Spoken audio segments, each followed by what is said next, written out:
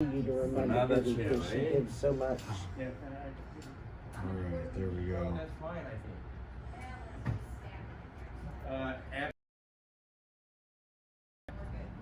Lucy? Yeah, Lucy. We never know when Lucy's coming. Who's Lucy? Big boss? Someone new. Big boss, you mean? I just show up. All this food sitting in front of me is making me so hungry. So, Maybe they'll think we're having a cooking class.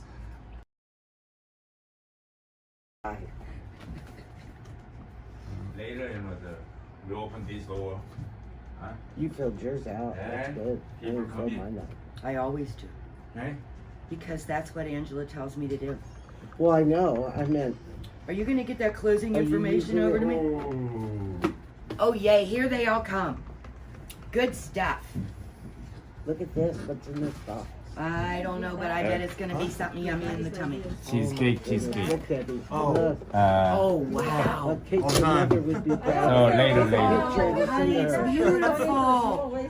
Okay? I'm trying to lose some Come on, weight. sit here. That's Oh, her yeah, goal. She just needs the little Close, couch close. behind the chairs.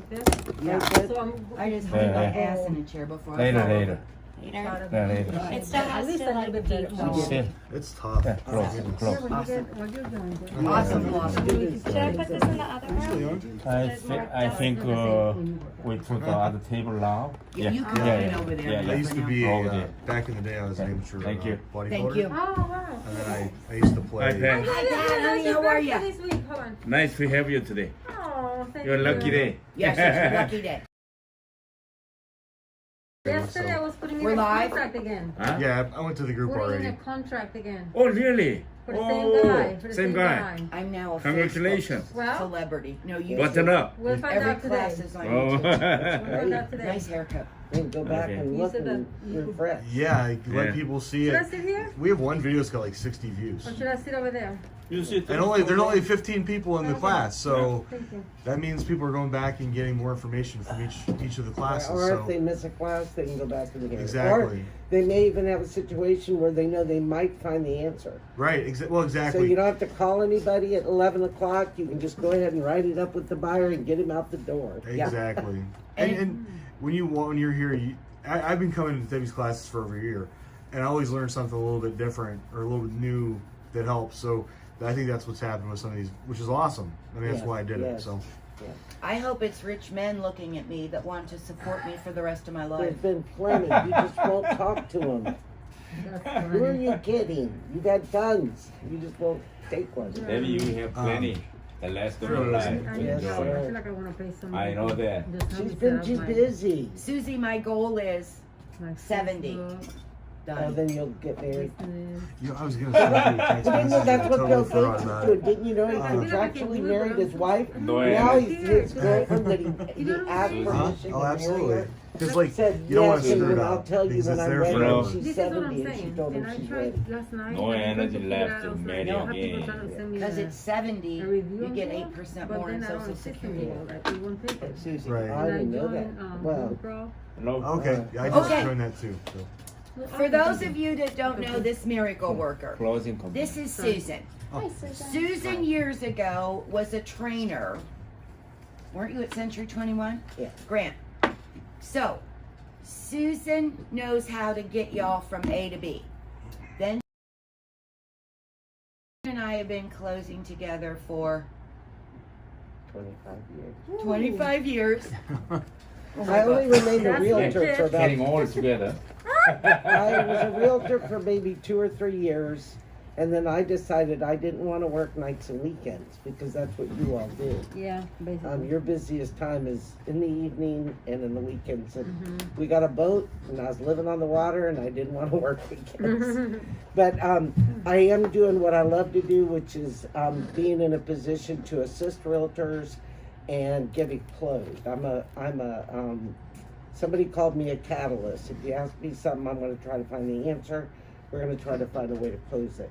And so what we want you to take away from the class today is once you've completed the contract, when you've written a contract and understand that contract, and then what happens after that.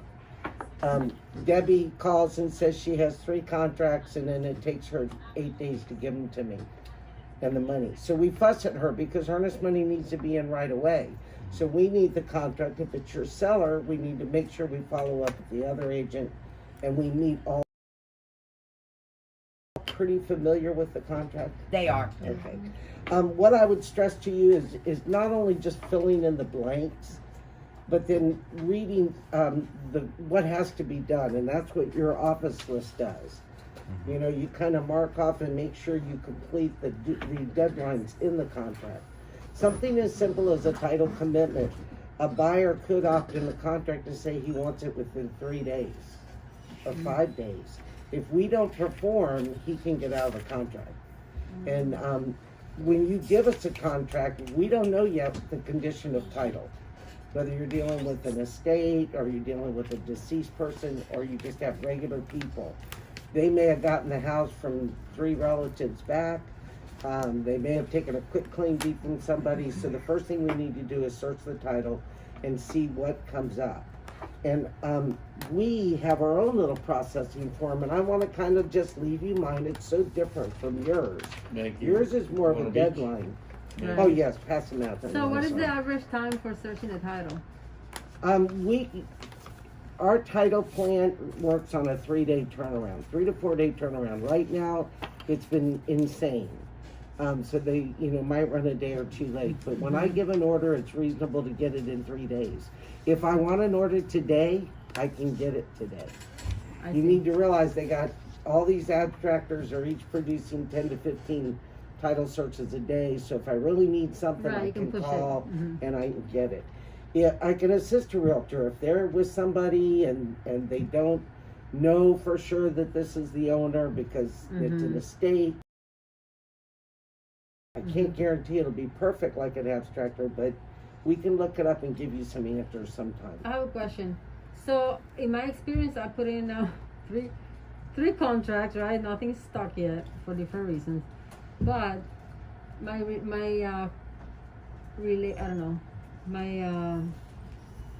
communication with the title company has been literally just make sure that they have the earnest money, and maybe if things are moving forward, emailing the contract. But I have never had the opportunity or even know what are the things that I could find out throughout the process.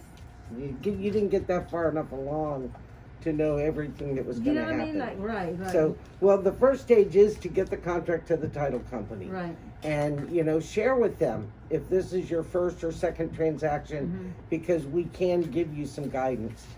You're going to develop your own marketing plan anyway. Some realtors that are, seasoned realtors, some of them won't even let us have their seller's phone number. They want to deal with their client. They want us to tell them what we need, and they'll get it for us. It just depends on your level of service, how you're going to service your clients. The same with your buyer. But we do generally need contact. You can tell us, please don't, if you're going to email my buyer, let me know first. And if it's something important, I am going to let you know first, because they're going to call you Right. when I call them. So if you look at my form, it's more in detail, and it's got things that you may not understand. Just like you, we get a contract in, we fill out the address, the price. We want the seller's information. We want the buyer's information. We want to know their marital status, because homestead in Florida it affects the law in how they can deed out. You may have a married person and their husband isn't entitled or their wife isn't entitled, and it's homestead. Well, they're going to have to sign. They need to sign, and it's better to know that even going into the listing scenario. Oh, you're married, is it your homestead? Now you can look and see if it's homestead. If it's a homestead property, Florida gives rights to the spouse that's not entitled. So I have a married person, I have homestead, I'm going to join their spouse on that deed. I'm not going to make the check payable to them, but I'm going to join them on the deed, so that person, we have to make sure the person selling didn't sell the homestead without the other person's knowledge. It happens, believe it or not. It's called fraud, but it happens. So the same thing with the buyer. In Florida, it's unique. A mortgage by a married person on a primary resident loan or a second home is not a valid lien without the joiner of spouse. What that means is if I'm a married woman and I take out a loan and then I died, well, under Florida law, my husband could inherit because I put a homestead on it. Mm-hmm. And so if he didn't know I took out the loan, the lender's halted from foreclosing because it's his homestead. Okay. And then that's where title insurance comes in, and we sometimes have to pay that spouse to let that foreclosure go forward. An example, we had a closing, elderly man, said he was single. We closed, he bought a $55,000 condo, took out a mortgage with Bank of America, PMI loan, it was like 5% down, and within 3 months he died. Now he brought his girlfriend to closing, said he was single. So the realtor, having a lot of buyers in there, and she had stayed in touch with her client, he had put it into it, he had deeded the property after we closed into his trust. He went to see an attorney. So she calls me up and she said, the attorney has a deed, he signed it into the trust. They just didn't record it yet, and he's dead. Can we record that deed into the trust and let the trustee sell the property? Great idea, right? You can do that. If he went to an attorney, he executed the deed, and he said, here, Mr. Attorney, record it for me. The law says he conveyed it when he accepted it and required it to be recorded. The attorney just didn't get a chance. So we get an affidavit from the attorney that he did in fact sign this and give it to him to record and validate that it was intended. We will go forward in the trust, saving thousands of dollars in probate. You know, if somebody dies, you got to probate in their individual name. So we proceed to close. Daughter's in there in Alabama. I send her the docs, you know, and she has to attest for me. And one of the things she on a trustee, the owner of the property, and he was the trust was for his benefit, that he was in fact unmarried at the time of death and was not survived by minor children, because that's what we worry about in Florida. Homestead. I don't know if you learned much about it with your license, but homestead covers a vast amount of laws in Florida. So we attested that he was single and he didn't have any minor children, and we can go forward and do what the trust says. Well, I got a phone call. She says, we have a problem. She says, my dad wasn't married. He was married. He is married. And I'm there. I just did his closing 3 months ago. He's single. Oh my gosh. No, he's not. And my mom, because you got money out there, you got people's lives on the line. And of course, the very next day, I got a phone call from Maryland from his wife, who now demands to know who Florida issued a death certificate saying he was single. And he was in fact married to her. In fact, he was retired military and she was getting a pension. Wow. And she got notified that her pension was cut off because she wasn't married to him. Oh my gosh. So she's angry. So then the bank calls me, because they were doing like a short sale before there were short sales. And when I told them the situation, they already kind of knew because they did a background check. So no more, we're not moving forward, because now we have a woman flying down from Michigan. Because I'm going to come down, I'm going to go see my new homestead property, because he had put homestead on it. So, that's crazy. And she said, it's mine, and I don't have to pay the mortgage, because I didn't know about the mortgage. And Florida law says... So she can get the house without paying for right. it? Wow. Title insurance, and when we do a closing, we insure your buyer is to their ownership, quiet enjoyment from this day back in time, that there's no liens or judgments or claims of ownership or other mortgages. We clear those. When your buyer takes out a loan, we guarantee to the lender that mortgage document has a guaranteed first lien position and the legal ability for them to foreclose. So in this particular case, the lender was halted in a foreclosure. We have a spouse, she didn't know about it, and under homestead law, she can claim it's hers, free and clear. Yeah. So she came down, she called about a week later, her attorney called, and I put her in touch with Fidelity National, and about 3 months later, the end result was Fidelity paid her $18,500 to sign off on the foreclosure and let the lender move forward and get their, get the property. And she made a lot of money. So I'm just saying, title insurance is important, and we do two types. We're insuring the ownership of the property as well as the lender's lien position. And so when I want marital status, then my next question to your clients is it primary or was it investment? And we proceed with that, and these are the reasons we need to know that. We try to get the last 4 digits of their social security number, because in today's world, if I want to get a seller's payoff to clear that lien for closing, then I usually need to order it, and we need the last 4 digits. And then with the buyer, a lot of lenders send a new package to us, and it's coded with their social security number. And I don't have it, so now I'm calling, where is she? I need, We want to know what your clients are doing. Is your client here? Is he going to be here for closing?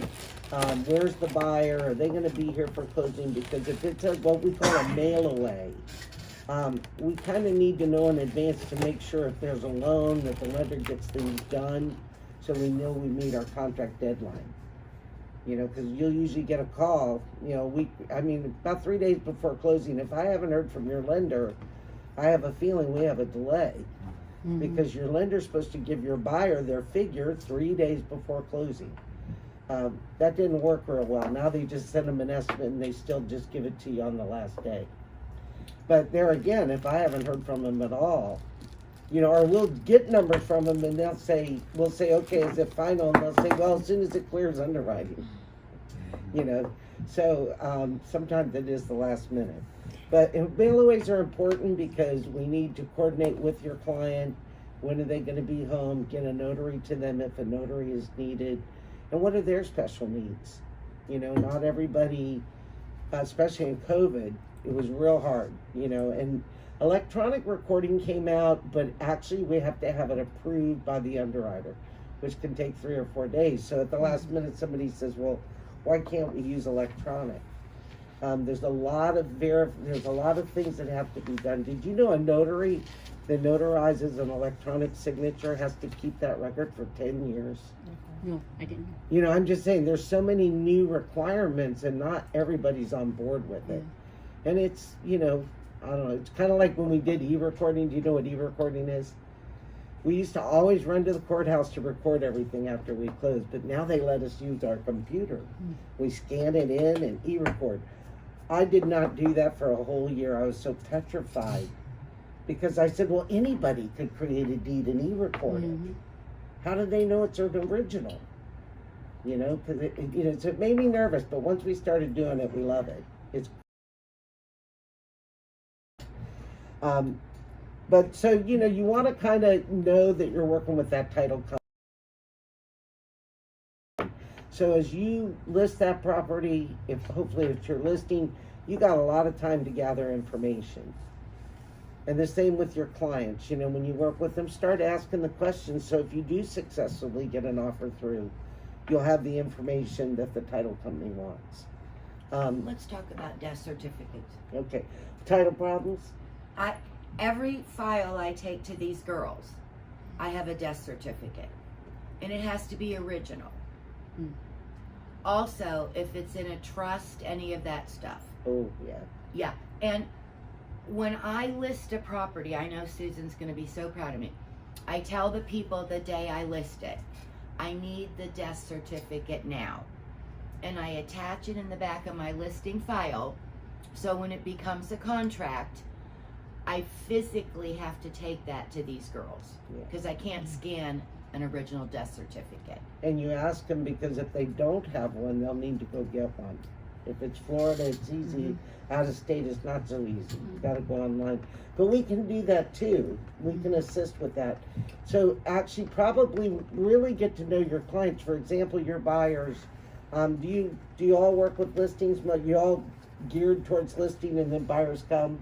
Is that the mentality of Yeah. this group? We're trying. We're trying to trying get hard. elected. Well, I'm just gonna tell you, if you're not listing, there are people that just can sell. I mean, they can just sell, you know, they look at somebody, they hear them, and they say, I know the house for them, and they find it because they just have a knack. But also, listing is so important because while you're out there selling property, you could have 2 houses sell. Now you have 3 commissions. Right. So it's, and then every person you sell to becomes your future client. You know, to truly get to where you want to be, the first 3 years of your career, you're building your follow-up that's going to just call you Unless they move out of because state, you're that's their why. agent for life. You want to build a relationship with that family. I don't know how many people I did something for, and then I did something for their brother or their sister, you know, or their friend, because that's how it works in this business. We're With now on the cards. grandkids. You know, you got your cards. I recommend giving somebody 2 cards every time you see them, especially if they've asked you to do something, because they're going to be so impressed that you went out of your way to do something or you found out something they wanted to know. And, you know, never feel like there's not an answer, because you can call me. I can probably figure out where you can go to get an answer. What Debbie's talking about is when you list a property and you have a widow, then that triggers you that we may need a death certificate. Most people, when they lose their spouse, they go up to the property, but they don't record it. And a little bit, if I know I'm ordering it or I can get it, we're good. But it's kind of a panic thing at the last minute. And when we get those death certificates, we record them and we return them to your people. It's their property. We have no use for it. They don't want to give it up, and I say it will be mailed back to you. Just chill. And you know what I explain to them is once a power of attorney, maybe I'm leaving the country, I want my brother to take care of everything. We need originals at closing. You're going to use a power of attorney, I got to have the original. It's got to be approved. It's got to have the specific language that we need to ensure. So, again, we're going to keep it and record it. And that's another scary thing. The woman, that's my power of attorney. My brother's a paraplegic. I needed to get to the hospital. I tell them, once I record it, if you ever lose it, you can get a certified copy from the clerk of the court, and that is a new original. That's the beauty of recording. And they charge $1 per page and $1 to certify it. So don't ever, tell your clients, don't worry if they don't have their original deed. I tell them, don't bother. I'm pulling it out of public records when I'm talking to you. Have you done that when you go to property appraiser and look up a property? Have you noticed the last deeds up here? You click it and you can see who did his closing, how they took title. That's what I do. When somebody calls me, first thing I do is I go there, I look to see who it is, I look to see the deed to see if there's any errors on it. Is that under the tax number? No. It's at the property appraiser. You look it up by parcel number or name or address, Okay.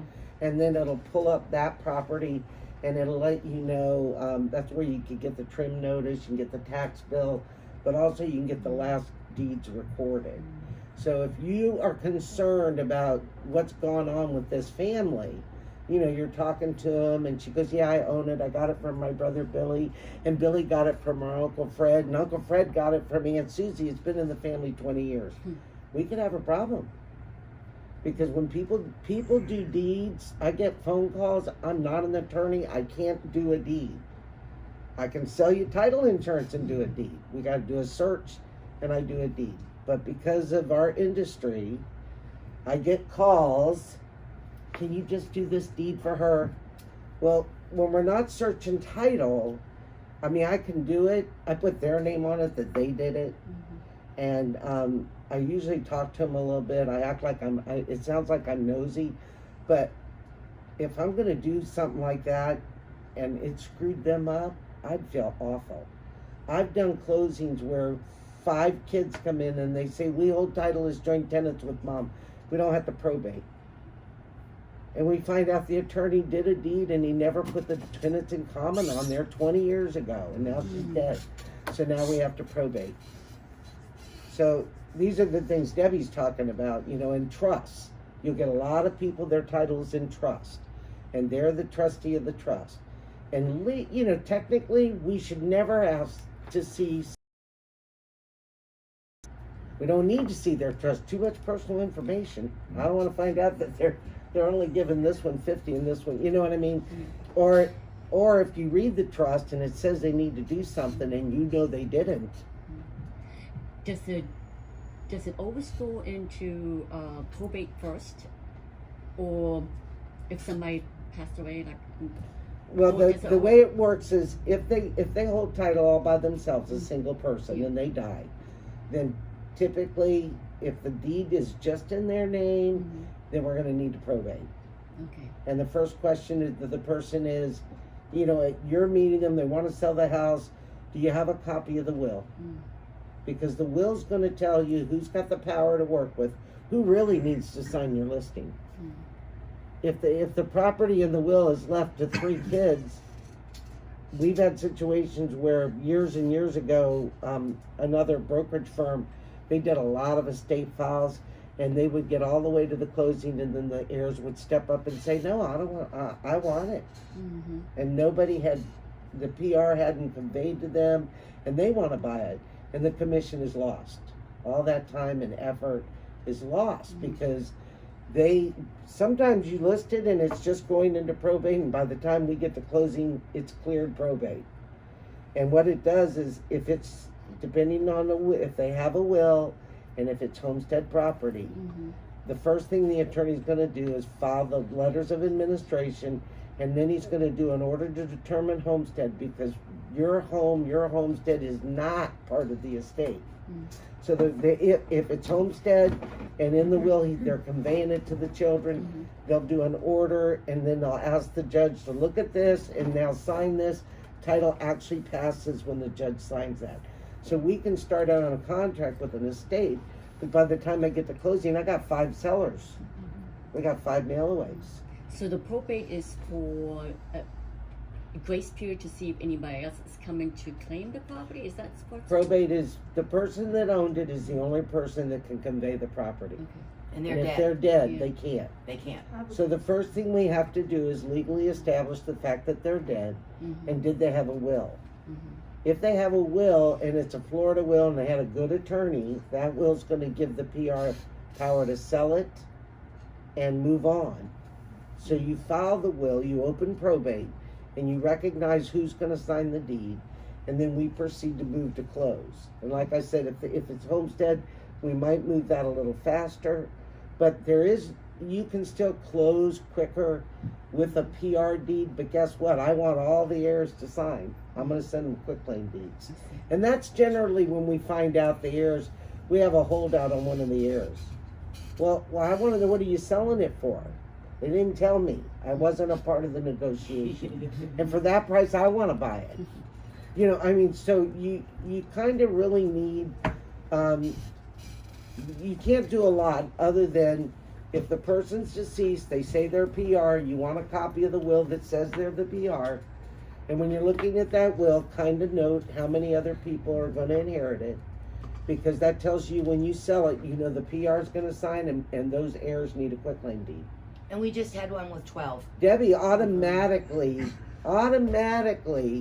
starts saying, okay, give me the address, phone number, email of all the heirs, so that when she brings it in, I've got everything I need to start on those documents. PR signing, the quitclaim deeds are easy, you know, and that's where power of attorneys come in. Some people don't want, that's too much trouble doing 5 mailaways. We'll all just sign, this is what they did 12 power of attorneys and sent them to us. 12 power of attorney. Well, there were 12 people. 12 kids. But if he had talked to me in advance, I would have told him, each deed costs $10 to record. I can email it. Each one costs $15 to get it back. Your power of attorneys, you just paid $300 to record them. You know, let's get practical with the mail away. Mail And aways he can be did it complicated. online in California. This is where we went down the rabbit hole. Yeah. This was Thanksgiving and Christmas. And Susan and Angela and I, this is when I went down the rabbit hole. Months. Everybody goes on these frickin' LegalZoom.com, blah, blah, blah. And he did it per California. Well, hello. Property here. Not Go ahead. only that, that was a bad file to begin with because we mailed. Listen, no, think about this. What she's been through with 12 people, and they're all calling, wanting to know when they're going to get their money. All they want is you their know? money. And you know that was in December when the mail wasn't being delivered. Did The y'all courts have any weren't mail open. not delivered? Mm-hmm. I had 5 of my checks not show up to the people. They're screaming for me to, you know. I had so much stuff not show up where I sent I it can't in believe December. we're here today smiling. But what was unique was when we did, we use a great notary service. It's nationwide. I've been using them for years. I love them. I'll email them my people's name and they you know, what kind of sign off it is. Is it a mortgage? Is it a seller? Maybe it's just a few affidavits. But I can put this in there and they're back to me usually within 30 minutes. I got a notary. I got the picture of the notary. I got the email. Who's that company? Yeah, I can upload it in. Well, they're notaries, so it's BankServe, BANCSERV. But you wouldn't need to order they're that. out of many. California. No, but for other reasons. Oh, yeah. For things, contracts personal. even, I mean. BAN Well, what? not contracts, because you don't have BANC? notaries. Serve. Pardon? Oh, BN search. BANCSERV. But, you know, and if you're a notary, you can sign up, they'll send you work. You know, you can join their site. You already? I have a But question. to stay on track as far as getting information, when you hear the word trust, or you hear the word probate or death, you hear the word divorce. Oh, These are all things that mean something. You know, we have some Different. we're gonna have Very we're complicated. gonna have not complications if you know what you're doing. Little bit different. Yeah, but Yeah. and also well, the probate and the divorce, real sensitive people. Yeah. Got to be gentle. Got to be fair. You know, you're in the middle. Traumatized. Yeah. You got to kind of make sure they're on track because they're stressed. We had a closing Friday, 675,000, 2.5 acres. I didn't know there was still 2.5 acres. where was in- that? But Oh, the a lot of people acres. had owned it. The people owned it for like 70 years. Wow. A big house. 70 years? They Oh, were so original how- owners, I think. It must have only But- when it's child. Well, he told me he was in real estate, you know. It's a big house. So anyway, we're closing. The the broker comes in at 1 o'clock. He goes, "We have a problem. We're not closing." And I'm there like, "What? You know, what's going on?" He said, 2 months. We gave him 60 days to close, and he's removed nothing from the property. Oh He my said, "We got God. 7 trailers with flat tires. We got 2 sheds. We got 4 70 riding years lawnmowers. of We got a crap. garage packed to Oh the yeah, wait till you have to do We have that. 2 cars to tow off the property, a boat, Dios mío. 2 boats, I'm getting a headache thinking about and A partridge in the a whole pear house tree. is still full. And he The said, boat and, you know, they unclean the property, the who belongs to. well, You can take him? you could, but this was a single woman who bought She this doesn't know property, that. and she just went to do her walkthrough expecting it all to be cleaned out. Oh. The seller had moved to Pasco County. He had a son living in the property, and the son is on disability. Another real. Mess up. It just keeps going. So because we as soon as I said, don't worry, I'll send Al over. He'll give you an estimate to clean the property. I call him Mr. Haney, We have a good but clean out he guy. does clean outs for builders and things, so he knows. Dead people. So Oh. we get a hold of Al. We send him over to the property to give us an estimate. We know the seller's en route. We know the buyer's freaking out. She got a super loan that you'd never believe. She got a 2.25, 90% loan with no escrow. Advertising. Unbelievable. On loan. 600 and something And if we didn't close, because they did a 60-day close to allow the seller, to move their the crap. lock is running out. So if we don't close, this is Friday. They were in my office 5 hours. I didn't. That's why Monday was crazy. How much was the estimate today, that Wednesday? Well, we sent Al over there. Never seen the place. He's gone over in 2 hours. The seller's the buyer's in and out, and the broker did what the broker does. We're going to be in default when we don't close at 5 o'clock today. I can advise you to seek the advice of an attorney, because she's screaming about losing her loan. He can't clean that property in a day. And then the seller's en route, so when the seller gets there, he meets with the seller and tells the seller, we didn't meet the terms of the contract. I gave you 60 days. I've been we've been touching base with you. Your son is not letting anything go. See why you have to go check? They're not to be trusted. Well, and the other thing is, so anyway, now Al's over there, right? And the seller comes and he immediately says, it's not true. He's been moving stuff off. Not that bad. She should close. I'm not paying for anything. You know, and then he after the contract was signed, he got very sick and had surgery. So he really couldn't even talk to you for a month. He looked pretty weak when he was in the office. And his wife,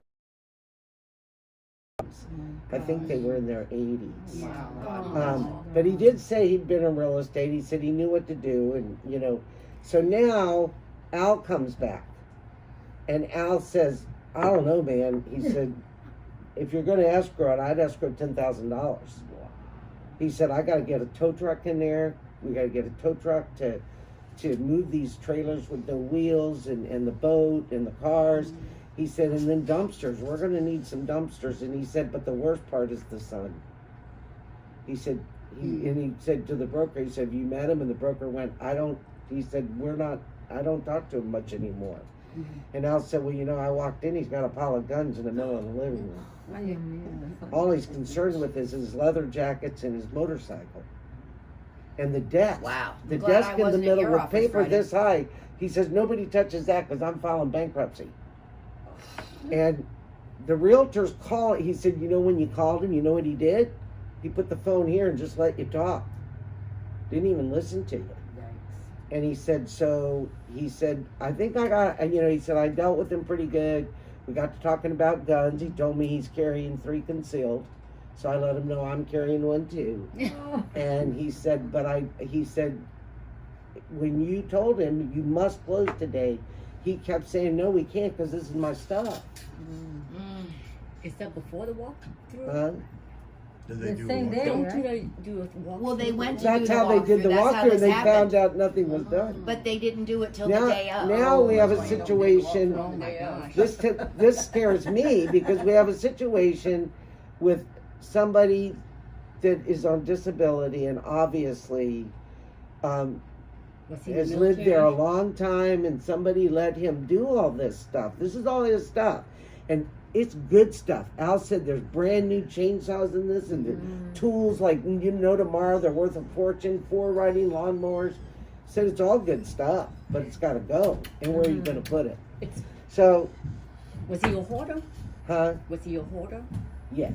Okay. And the parents, it seems like they moved out and forces now him to move. And what do you do? So the father, though, came, and then Al, you know, first thing he said was, I didn't know he'd been doing real estate longer than me. And I said, Well, he should know then. well, he got nasty with the agent, and I just said, listen, this is where we're at. I said, this is your default.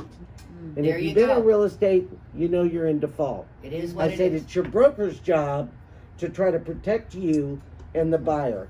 And he's done his job. He told the buyer to get an attorney. She can sue for specific performance. You need to get an attorney to defend yourself for that. Because she's out a lot of money getting her loan. She's going to lose her loan, something she won't ever get again. So I said, that's our situation. And I said, their job is to try to keep you both, make sure you're whole. I said, so, this is an addendum to the contract. We talked to the lender. They can extend this rate till May 17th. It's going to cost $7,500 to close on May 17th, to pay $450 a day for the penalty of not closing on the lot. So I said, this addendum says that in exchange for the buyer extending the contract to the 17th, the seller agrees to pay up to $7,500 of the cost That's not involved for really, the she's loan. just holding up a paper. Oh, That's no, it. no. So then, you know, the seller said right away, I'm not paying $7,500. He said, I'm going to have that thing cleaned out in 3 days. Why would I, you know, and I'm there. That's You're still not seeing the behind. point. Your contract is Right. dead. You signed this to keep it alive. Put your money where your mouth is. You don't have to pay $7,500. You're going to pay $457 a day. Yeah. So you get it done in 3 days. I said, you get it done in 3 days, $1,200. That's a good deal. I said, or we see if we can get her in here to close, so you're not in default. But right now, there's a situation. You got a son who's got a lot of guns, and he's insisting nobody can come. Nobody's going to do anything. And I said, the buyer is very afraid. She doesn't know what's going to happen. I said, so the second thing we can do, and the lender wouldn't let us escrow. The lender would not let us escrow. So I said, we can put $8,500 paid to Al and to signs. $500 for the clean out. We put it on the settlement statement. I get the bill, I'll pay it. And this is the agreement. We called it we didn't call it an escrow agreement, but it did say we're putting $8,500 in escrow. The seller had to have the property cleaned off by May 10th. If come May 10th the property's not cleaned off, the buyer can hire whomever to finish the job, present me the bill, I'm going to pay it, and the seller can get it back. Well, I'm not going to, and I'm there. We're not going to spend a dime if you get it done. Mm-hmm. If you don't, this money doesn't have to go anywhere. You go over there and clean the property off. Mm-hmm. But she said she would close if at least the house was cleaned out. So she could get her repairmen in there and her decorators or whatever. So we wrote an agreement that said if the buyer agreed to close, come back in and close. The seller agreed the house would be empty come Monday. That she could change the locks on the house Monday and have the keys. She needed to allow workers onto the property to finish the cleanup. And then it said, that we would put $8,500 in escrow. If the property wasn't cleaned by the 10th, then she would be able to call me. She would be able to hire somebody and present me with a bill. And he would allow her to finish it. And so it's Friday. It's now 2 o'clock in my office. I have a little office. I feel like I've been hit by a Mack truck with See everything why you on need fire. her? No other title company will do that for you. So anyway, the father leaves. I mean, he left and came back, and then he, and I'm there. You're not paying anything if you just get it done. Your money's secure. I said, but if we go the May 17th, it is going to cost you some money. I had to explain it to my seller, who's an older man, cute as a button, but I had to tell him, I said, when we have that walkthrough on this day, you gotta have everything out, everything is like in a move-in ready state. And he goes, oh really? Would it be okay if I have some boxes still in there? I said, no, everything has to be out, unless you talk to the other agent and say, okay, they let you have it. But Well, usually, you want to discourage that whenever possible. I told him. But you always have a situation where usually the seller's moving out the morning and the buyers are moving in the afternoon. Mhm. Yeah. The important thing for you to do is, at least a week before, you want to see that they're packing. You want to see if, offer to get some You boxes. gotta go. So, but You Offer can't to wait help till the him day pack. of. You have an elderly man, offer to help him I pack. did. But I was going to say, if you have everything packed neatly, maybe wherever the truck is going to come in and get it, you want to make sure that especially with an elderly person, you want to make sure that they've made an arrangement and they have a truck lined up for that morning. And whatever you need to do this for them. I mean, selling a home or even buying it is probably one of the most emotional things some people, it's the first emotional thing you go through. Then there's death, then there's divorce and all that other good stuff.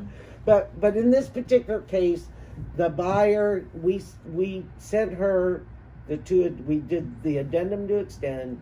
We sent her his proposal asking her to come in and sign the closing documents. The lender knew we were having issues. So I said, it also said in here, she needed to be in my office by 10 a.m., sign the documents so we could say we closed Friday and continue to close. And that's what we did do. He wasn't 100% cleaned out, but it was enough that she felt better. She did require that day he removed, there was a looked like a big oxygen tank, but it really was safe, but she wanted that off the property first because of what she was doing. So I'm just saying, and the broker gave me 2 beautiful orchids, one for Angela and me, and I don't know what to do with them. I'll help you. But Do you know what to do with them? yeah, but where did the son go? Oh, well, when we were talking with the dad and with Al there, you know, he says he has nowhere to go. I told the father, I said, I think you need to go. I said, my house. I said, you're in Pasco. You want him to clean the property. He can't be driving back and forth. And now he says he can't be closed because he has to stay there. I suggest you go rent him a suite for a week. And that's what he did before he came back. So Did he Al got get him the off of the job? property. No, the guy, but he's called Al 3 times. He goes, come get these 2 mowers and sell them. And Al said, you just want me to remove them. He said, let's talk money. But he was going to go by and see the guy today to see if he needed some help at the end. He understood. You know, that number he threw out, he did bring that number down, that $10,000. But, you know, when you're in closing and you got issues, you're kind of just winging it. Yeah. But I do think he may end up doing a little work. He was going to go over there today. Good. I have a question. If a friend of mine lives in Maryland, my good friend, and her mother lives up north, I can remember, like an hour north, in a senior community. And she keeps telling me about this thing she's trying to do because if her mom passes, somehow the property goes in probate, and I don't know, I can't even understand. It's called the Ladybird deed. Have you heard of that? Oh, we do them all the time. What is that? I She love did them them for me. And I is that love important? lady So what years is and it? years and years ago. If you're looking, when you go to that property appraiser and you start looking at those old deeds, Uh-huh.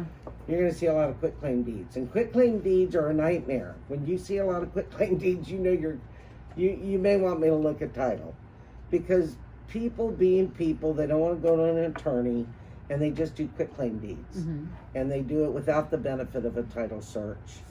And they don't know to put marital status or join the husband on. And so this is what can come up in closing. I'm looking 5 years ago for somebody who did a deed, and we didn't know if they were married, but we know it was homestead.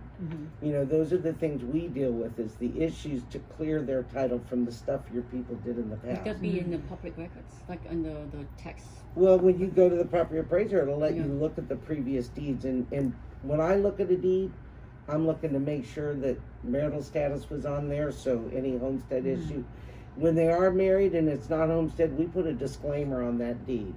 Your seller he's warranting that this property is not, and then we usually reference what is. So, in her case though, it's a ladybird deed if you're listing the property.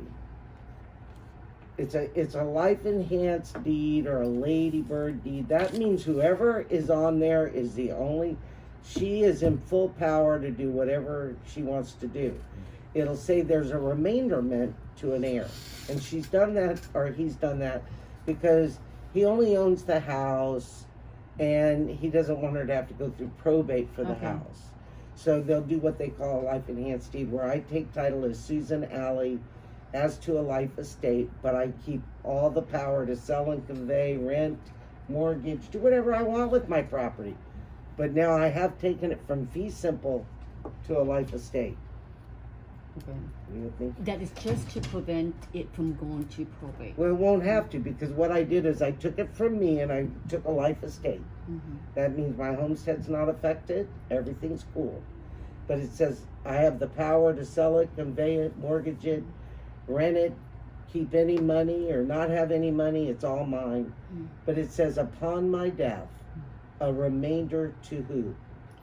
So like my friend would be the remainder, I guess. Yeah. That's Well, what it they're doing. depends on how many children she It's- has. When it gets down to it, mom's gonna decide who goes in there. Okay, so And she can put all the kids. I have an attorney I bought my company from 30 years, well, 17, 18, 19 years ago.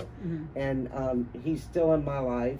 Whenever I have any problems, I call him and he helps me. I do use Tim Schuler a little bit though, because Brian's kind of retired. But if I get a deed, you know, people think I can do deeds, but it's not legal for me to do deeds. And if I don't talk to you enough, I may lead you down the wrong path. So I usually refer you to Brian, and he usually does a deed like that for $250. But I think it's safer to send him You are a and a professional. Mm-hmm. If you want to do it yourself, you can. I always put they did it, but they can come back on you if it I'm wasn't not right. doing anything. They're the That's- first ones to come back and say, "Well, She's doing that. Debbie she's told not me selling. to She's do just selling this," what you she's know. doing. So be careful. We don't want to get in trouble. I know I can't. But then in the life enhanced deed, what generally happens is life goes on, but now I want to get a mortgage. Mm-hmm. And banks get a little nervous with that. They don't understand the concept of what that deed says. That she's the only one you got to deal with. The remainderment only happens if I die. A lot of times they'll say, "Well, we want it back in fee simple." So they'll want her to do a deed, and they'll call me to do the title insurance, and I'll do a deed from her, giving her life, taking back title individually as a single person. And then she does her mortgage, and then we do the deed back into the life enhanced deed. That's probably a negative for an Okay. owner, because sometimes if they want a loan later, the bank makes them do that. They can put it right back, but it can be annoying. And you can put several children under that ladybird thing. Right, now if you die, Uh-huh. what the children would file a death certificate. Mhm. Once that death certificate is recorded, if I search title, I look to them as the owner and I'll list them as the owner of the Okay. property. Yeah. So it saves time for them But to. there again, there's some things to consider is, how many children does she have? And maybe she's only 50 years old. She puts all 3 of her kids on there. So does she, and then, maybe 2 of them die with her. Now we gotta probate 2 people's estate. You still have to probate. Well, because my suggestion to them is when you put Billy, a son and 2 daughters, Brian does anyway. Brian will say, "Do you want that with joint tenants as right to survivorship?" Which would mean I leave it to my 3 kids. If one of them dies with me or just dies in the same week, then my children don't have to probate his estate to give him his share. I made it joint tenants, which means the remaining people get it, no Right. probate. So if you're, or like, in the case of my really best friend, she didn't want the husbands to, and then if one was dead, she wanted the other one to get it. Yeah. So I'm just saying there's factors in, and that's kind of what Brian talks to them about. Do you want just one? And I meet so many people that do just, they give it to one, but the one promised to share. Mm-hmm. And then That don't. doesn't always happen. Mm-hmm. There's a problem when they're just Yeah. the But we're not parents giving the attorneys, we're, one, we're obviously. realtors and we want to do closings. But a life enhanced deed does not present a problem to closing. Okay. If it's already in title, when you're listing it and you see that it's a remainderment, she needs to sign, that the remainderment's not involved. And I know people get confused when they look at them. So be assured your listing is valid with just her signature. Now, when your buyers are talking, if they're getting a loan, that's gonna be a hard deed to do. You have to clear it with the lender. Oh, I see. And typically, if they do want that, you need to write it in the contract, because when she tells me, I'm either gonna want an addendum, or I showed Angela, because Angela gets, we have a tenancy affidavit. I said, just have them sign that, where they're asking us at closing to do it. They sign and we'll do that life enhanced deed. And again, if they do, it's, that's showing, you're looking out for them a little bit, but that can be done on an addendum after a contract's written. It's real easy when it's cash. When there's a mortgage, I think even the lender lets you do it, because she's still, unmarried, and it's just a remainderment in the future, but, we may have to do it after closing. So you're saying that, let me just be clear, if they sell, that buyer might come into problems because the way that the deed is, correct? Or the title? No, I just said if the seller has done it, then it's good. She'll go to closing, she'll sign your listing, you're good. Uh-huh. Your buyer, if they want to have that kind of deed, they need to put it in Oh, I writing. see, if they That's wanna, all. gotcha, okay. No, and then they in that deed, and that's where an attorney comes in. When they ask you, you might say, I got an attorney, he's reasonable, you can give him a call. He'll let you know the difference. I'm just, I got over it. If you remember years, well, you're not old enough, I guess. Nobody in here is old enough, Debbie.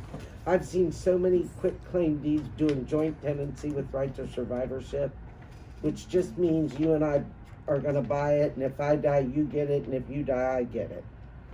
Especially in a situation where we live together. And when you buy as husband and wife, it's automatically that way. Right. If the wife dies or the husband dies, file a death certificate, the other one gets it.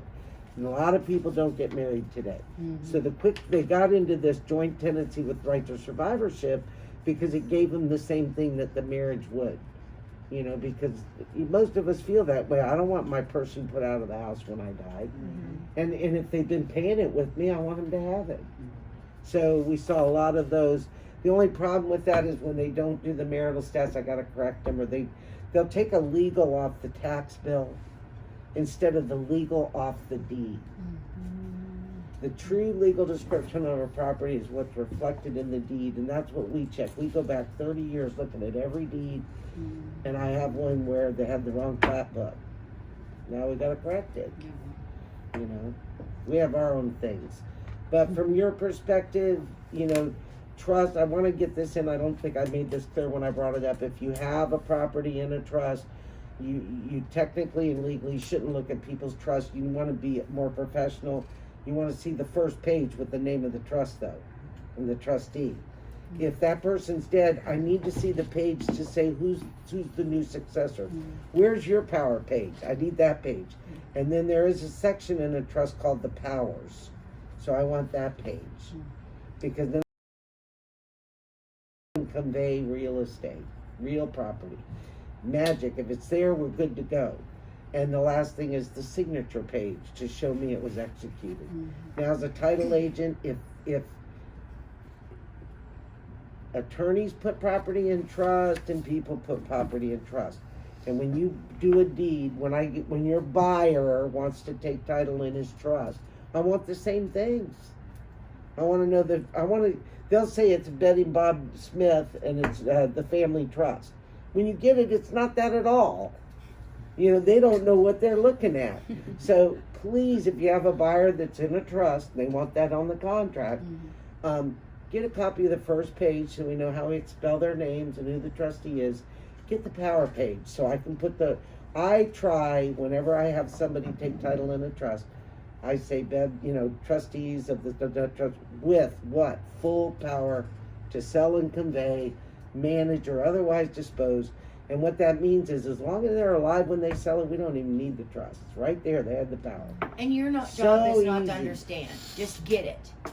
And email it to Homestead Well, and get let it them in review your it. file, whether Right. if it's a listing, try to get those pages up front. If it's a buyer, tell them you want those pages. So when you deliver this contract to the title company, you can say, I've already got the portion of the trust. They do need to learn it a little bit. If you look at the deed of the house you're listing, and the deed is in the trust, they put it in the trust. It says it's in the trust. Look for the powers to sell and convey. If that's there, you don't need a copy of their trust. And I would say that, I already checked your title, you're good. You got the powers in your deed. We can't question it, we just do it. And they sign an affidavit. Can I say again, please? The property belongs to trustee. What condition is simple? You mentioned the last part. Well, I was gonna say, if you look at the deed into the property and you see that it was conveyed to Trustee. Bob and Betty, trustees of the Bed and Body Trust. Oh. Following that language, there should be a comma, Uh-huh. and it should say, with full powers to sell and convey and manage. Oh, same. Meaning it's in my trust, and my trust it's got everything it needs. Most trusts, some attorneys don't put it in there. Mostly title companies don't put it in there. You wrote your contract, and that's what they did. But it comes from the attorney. They have to get that provision. Well, a trust is created, usually they go to an attorney to create that trust. Most people don't, the only people that do their own trust are investors. And they already know to put it there.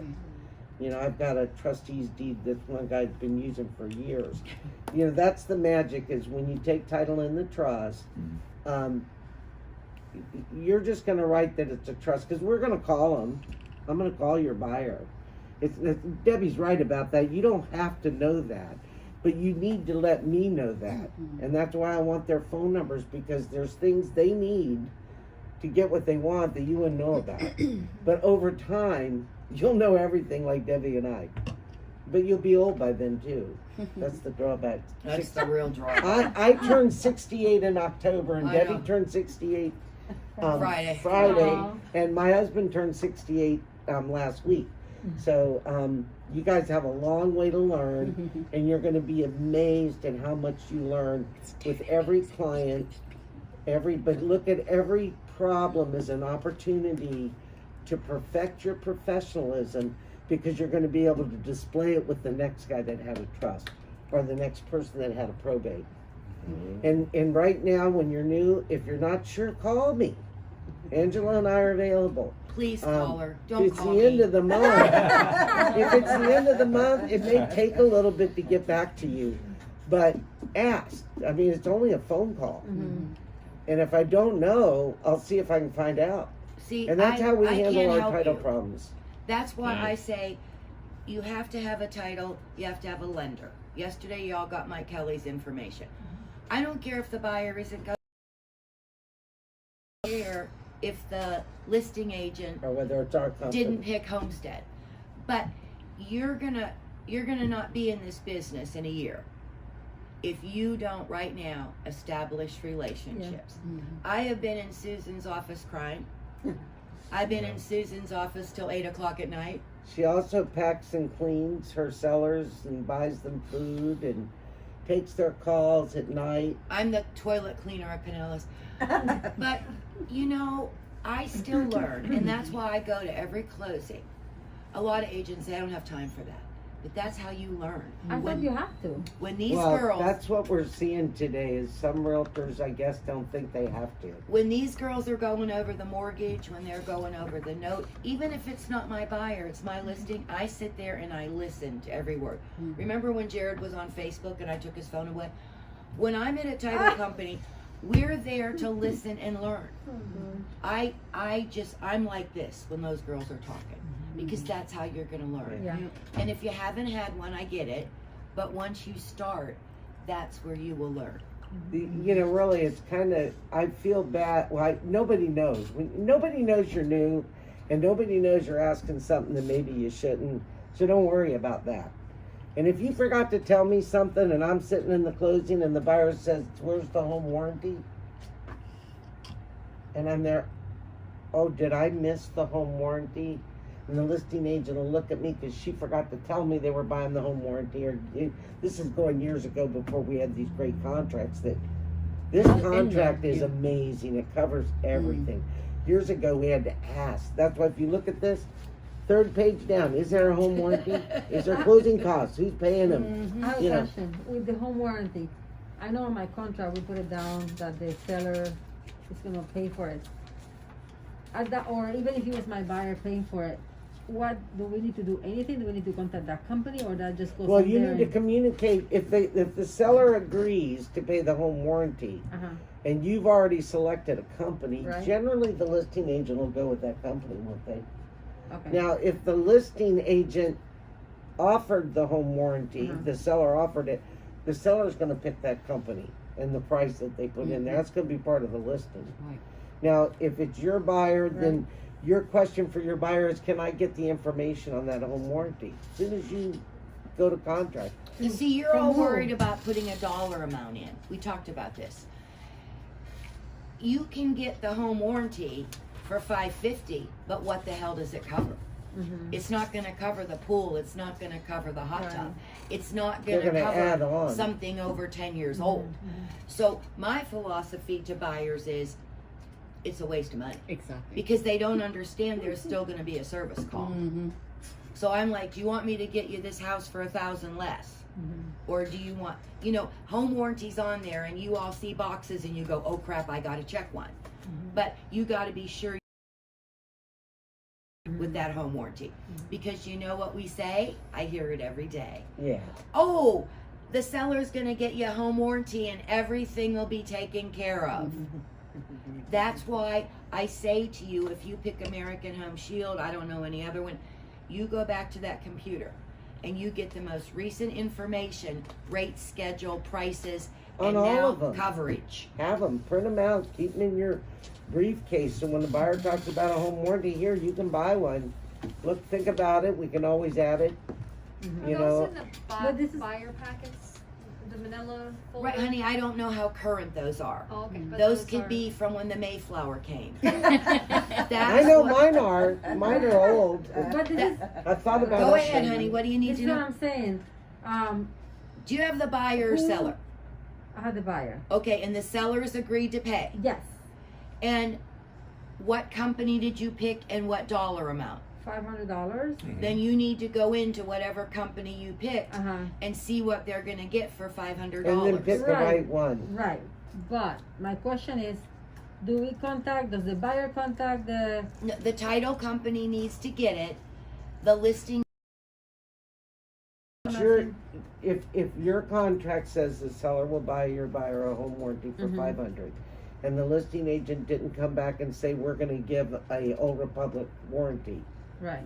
okay, prior to taking a buyer out, you should look up Old Republic home warranty, Uh-huh. get the price sheet, see what it covers and what the add-ons Right. are. Right. Go ahead and go to American Home Shield, print it out, keep it updated. Once a year, you know, they change. And these companies sometimes pay you, I think, for doing No, this. no. Well, I No have more? the information. I have it. I have. No, the but I was just information. saying, what I would do is when your buyer says they want one, to put it in there, and then say, okay, I'm gonna put a limit of 500. You can pay the difference. Here are the warranties. You tell me which one you want to go with. Right. Once that buyer decides, or you know, the listing agent gave the contract to the title company. Right. You're gonna call the title company and introduce yourself. Right. And you're gonna let them know, you know, I'm fairly, this is my first or second closing. Please feel free to give me any information you think I need. Mhm. And right now, I'm just making you aware, my buyer is deciding on which home, see, it is your job. Tell the title company, we are getting a home warranty. Right now, they're looking at 3 of them, and once they Mhm. decide, I will bring it into Right. you.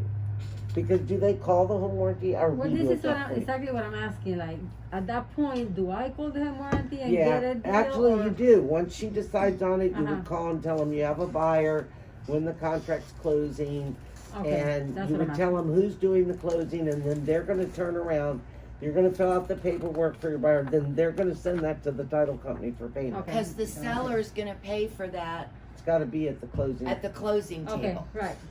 But Okay. it is yours, you know, this is not, this is a job that's a learning as you go. Mhm. Great things is to make a mistake.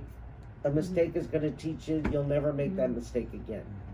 It's how we learn. And you know, it's just real estate. Deep breath.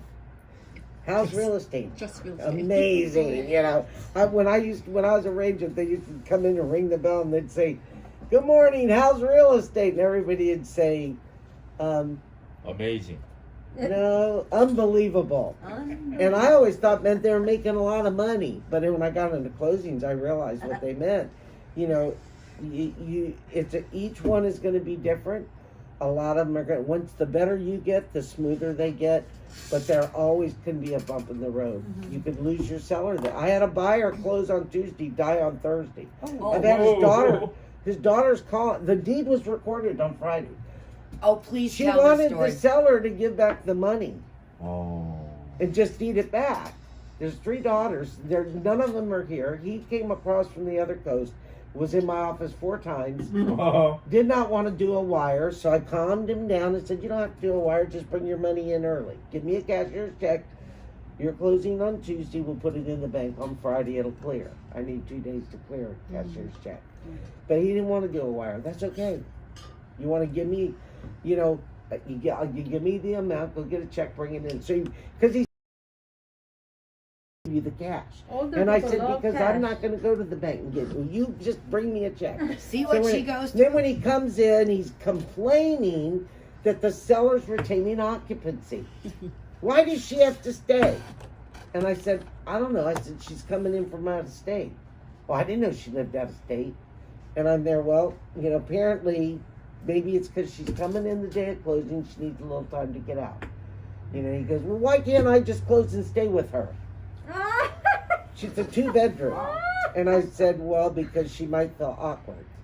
And then, you know, but he was kind of gruff with it a little bit. So I said to him, you signed the contract. That's why. See, they don't know what they signed. Remember, I taught you that. You know, I said, you agreed. I said, maybe there were multiple offers and she needed somebody to agree and you agreed.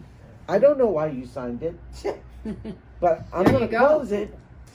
And then he got jovial. He got nice after that. Kind of flirty. He was 75 years old. 68 looks good when you're 75, I I guess. know, you should have had me over. You know, he showed me his 100% That was your VA chance. disability card. Every day. So then he came in though for, you know, closing, and I didn't do the closing, Angela did, but I've seen him when he came in. He looked like he did the other 3 times I've seen him. And she said there was nothing unusual in the closing, a little bit of chit chat and talking. And she said she did look over once and she thought she saw his hand here, you know, like here. Oh. But she goes, when she looked, the hand was going like this. So she didn't know, you know, that was the only thing unusual she saw, was he holding his shoulder. Now we get a call, he's dead. And the police say they've blood all over the place, trauma to the head, Oh, you got and blood all over the place, Had a sitting heart at the attack kitchen and fell table and back. died. And so his daughters want to know who did it. But What? the night before the closing, they had a video of him at the, what is that place behind me? The VFW. The VFW up there on 72nd, whatever. Apparently, they had a video of him leaving the bar and stumbling and actually falling in the parking lot as he left his car and got in the cab and went home. He actually made it home? Well, yeah, he came to closing. So the next morning, the seller they live in the same building he was renting. So he sees the seller and says, can I get a ride with you to the closing? I had a flat tire on my car. So she said, sure. She put him in. She did not smell alcohol. He did not appear to be drunk. And they drove from Bay Pines condo up to McDonald Light. That's where my office is in there. They got there, and when they got there, he said, oh, his phone, and he goes, tell you what, can you turn left here? I think my car might be ready. So he had her turn left, went over to the bar. She dropped him VFW. off. Now he said he had a flat tire and somebody had fixed it. He left it there the night before. That's So anyway, so he funny. gets in the car and he follows her to the office. There's no blood in her car. There's no blood in my office. His signature looks the same on every form. If you ask me, was he a little stressed with the transaction? A little bit about not getting his occupancy, and you know, I think he just wanted it to be done because he wasn't getting occupancy. He said he was going to be leaving to go back to the other coast, stay with his friends till he could move in.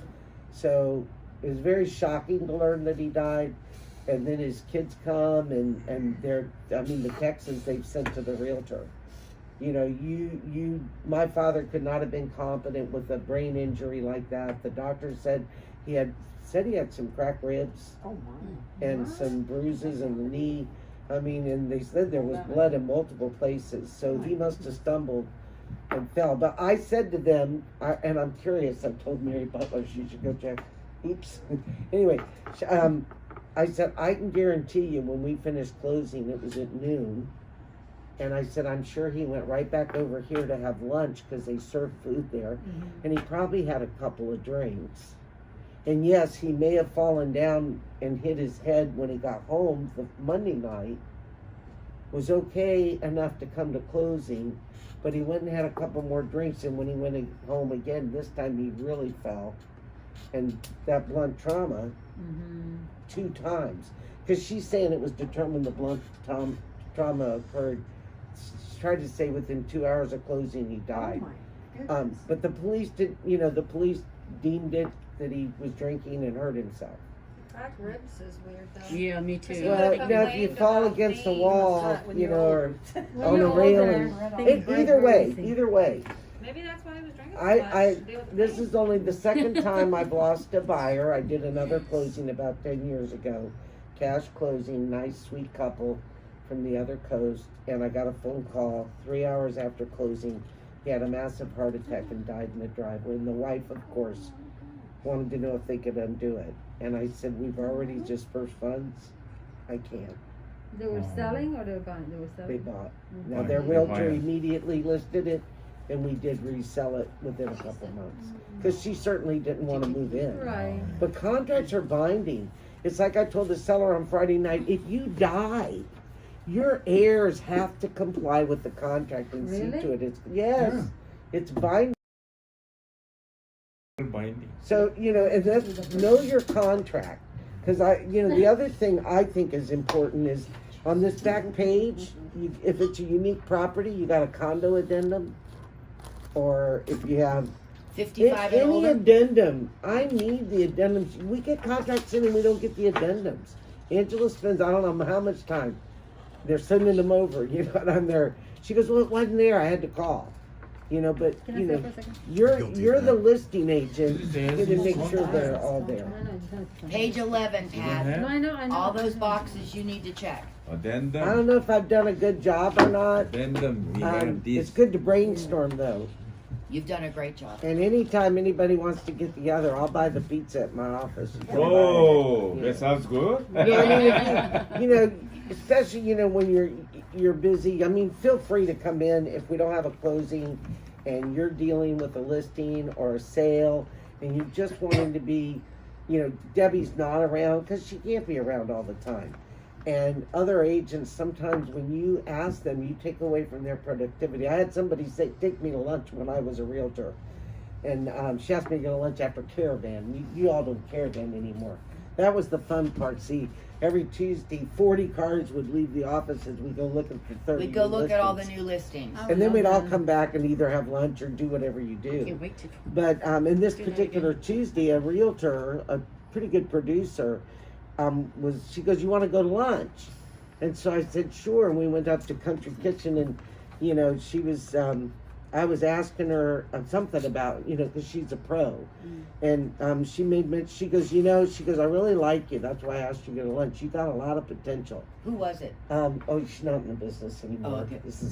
Oh, okay. And she said to me that she goes, just so you know, she said, this is costing me money to sit here and talk to you. Time is money. But kids. she said, I'm so impressed with how you're doing. I mean, I've only been there a couple of months. I did my 2 listings in a sale. Oh wow. Got my floor time, because back then that's what you did. Yeah, you didn't get We floor didn't time. have, we had pagers. Mm. And anyway, she said that she wanted, she just wanted me to know that, and because we worked in an office, there was 40 of us in there at one time, and if 40 people are interrupting other people to ask questions, not so good. And it was an open room with desks. Yeah. There was It none was of a this pit. We private call it a stuff. pit. The pit. Yeah, we You had were a in the drawer. pit. So anyway, but I was going to say, I felt really nice, that she took the time to tell me that. I had another top producer ask me to go on a listing appointment with her. That was amazing, because I realized I was as good as she was. That's good. In fact, I came up with some other stuff. Hurt to help each other, but you don't have to dig into each other's commission. I'll come with you to the listing, and you come with, we'll go to each other. We learn from each other. Misery that's loves a great company. idea. I love Tommy this. Hopkins, I love Tommy Hopkins' motivation tape. I never see failure as failure. It's only an opportunity to perfect my performance and practice my techniques. That's the books I gave you 2 weeks And the ago. answer is, if somebody asks you a question, you say, let me make a note and I'm going to get back to you. That's a good question. You don't have to know everything. Mm-hmm. The warranty, you don't have to know everything there, but you got to go back and get the right answers. And even when There's you do, 3 of them. Pick which one you want. it gives you a reason to get back to them, and they're so Absolutely. impressed. Don't shoot everything out of your mouth. A lot of things I know, and you know what I say? Gee, I'm not really sure. Let me check with Homestead Title of Pinellas. And I call them back in 2 hours, and they go, Debbie, you're amazing. Your follow-up is amazing. I think my follow-up is shit because I'm so scatterbrained. But No, I no. resurrect myself. She let a buyer get condo approval on a Sunday afternoon at 11 in the morning in the heat. They wouldn't let us go inside. And she brings the present and a flower and a candle. Over there in that carport. They're nasty. Huh? They're nasty. And this one went to the casino the night before. You went to the casino in Tampa, and we were supposed to be here at 11, and I had to fight over there to get them approved. Unbelievable. And so I had made the- the buyer fly down to buy a $40,000 Right, condo. and I had the air on and everything ready. I had my posies. Yeah. she And- did. So I'm waiting for Susan, and it's like 20 I forgot. to 11. She was sleeping on her sofa in her house in her clothes sitting up. Just came back from the casino. Hard rock Well, cafe. you know, like this particular last weekend, Friday was amazing. I mean, I'm not lying. 2:00, I got the two listing broker, two brokers. I got Al, I got the seller, I got the buyer. Got the hoarder son. We just listening about it. A lot of drama, and then in addition, we had a closing on Friday that the lender didn't get the package to us in time to get it to the notary so it would come back for on Friday. So now we got 4 or 5 phone calls on what are we doing, when are we going to disperse. Monday now, right? And what was the third one? We had 3 closings, none of them dispersed. We did them Monday morning. But at 9:00 now we got 12 people calling us because I got 3 files in escrow. And it's like, let me breathe. I'll call you, Poor Angela, because she was warehousing them all. But anyway, I started to say, was it this weekend? Yeah. So, Did you go to the casino? no. Okay. I couldn't. Friday night, one of the closings, then we had the only closing that wasn't in labor.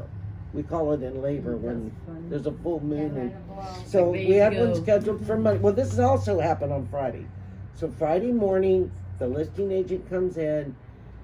He's panicked because his sellers have to be here Monday morning for closing.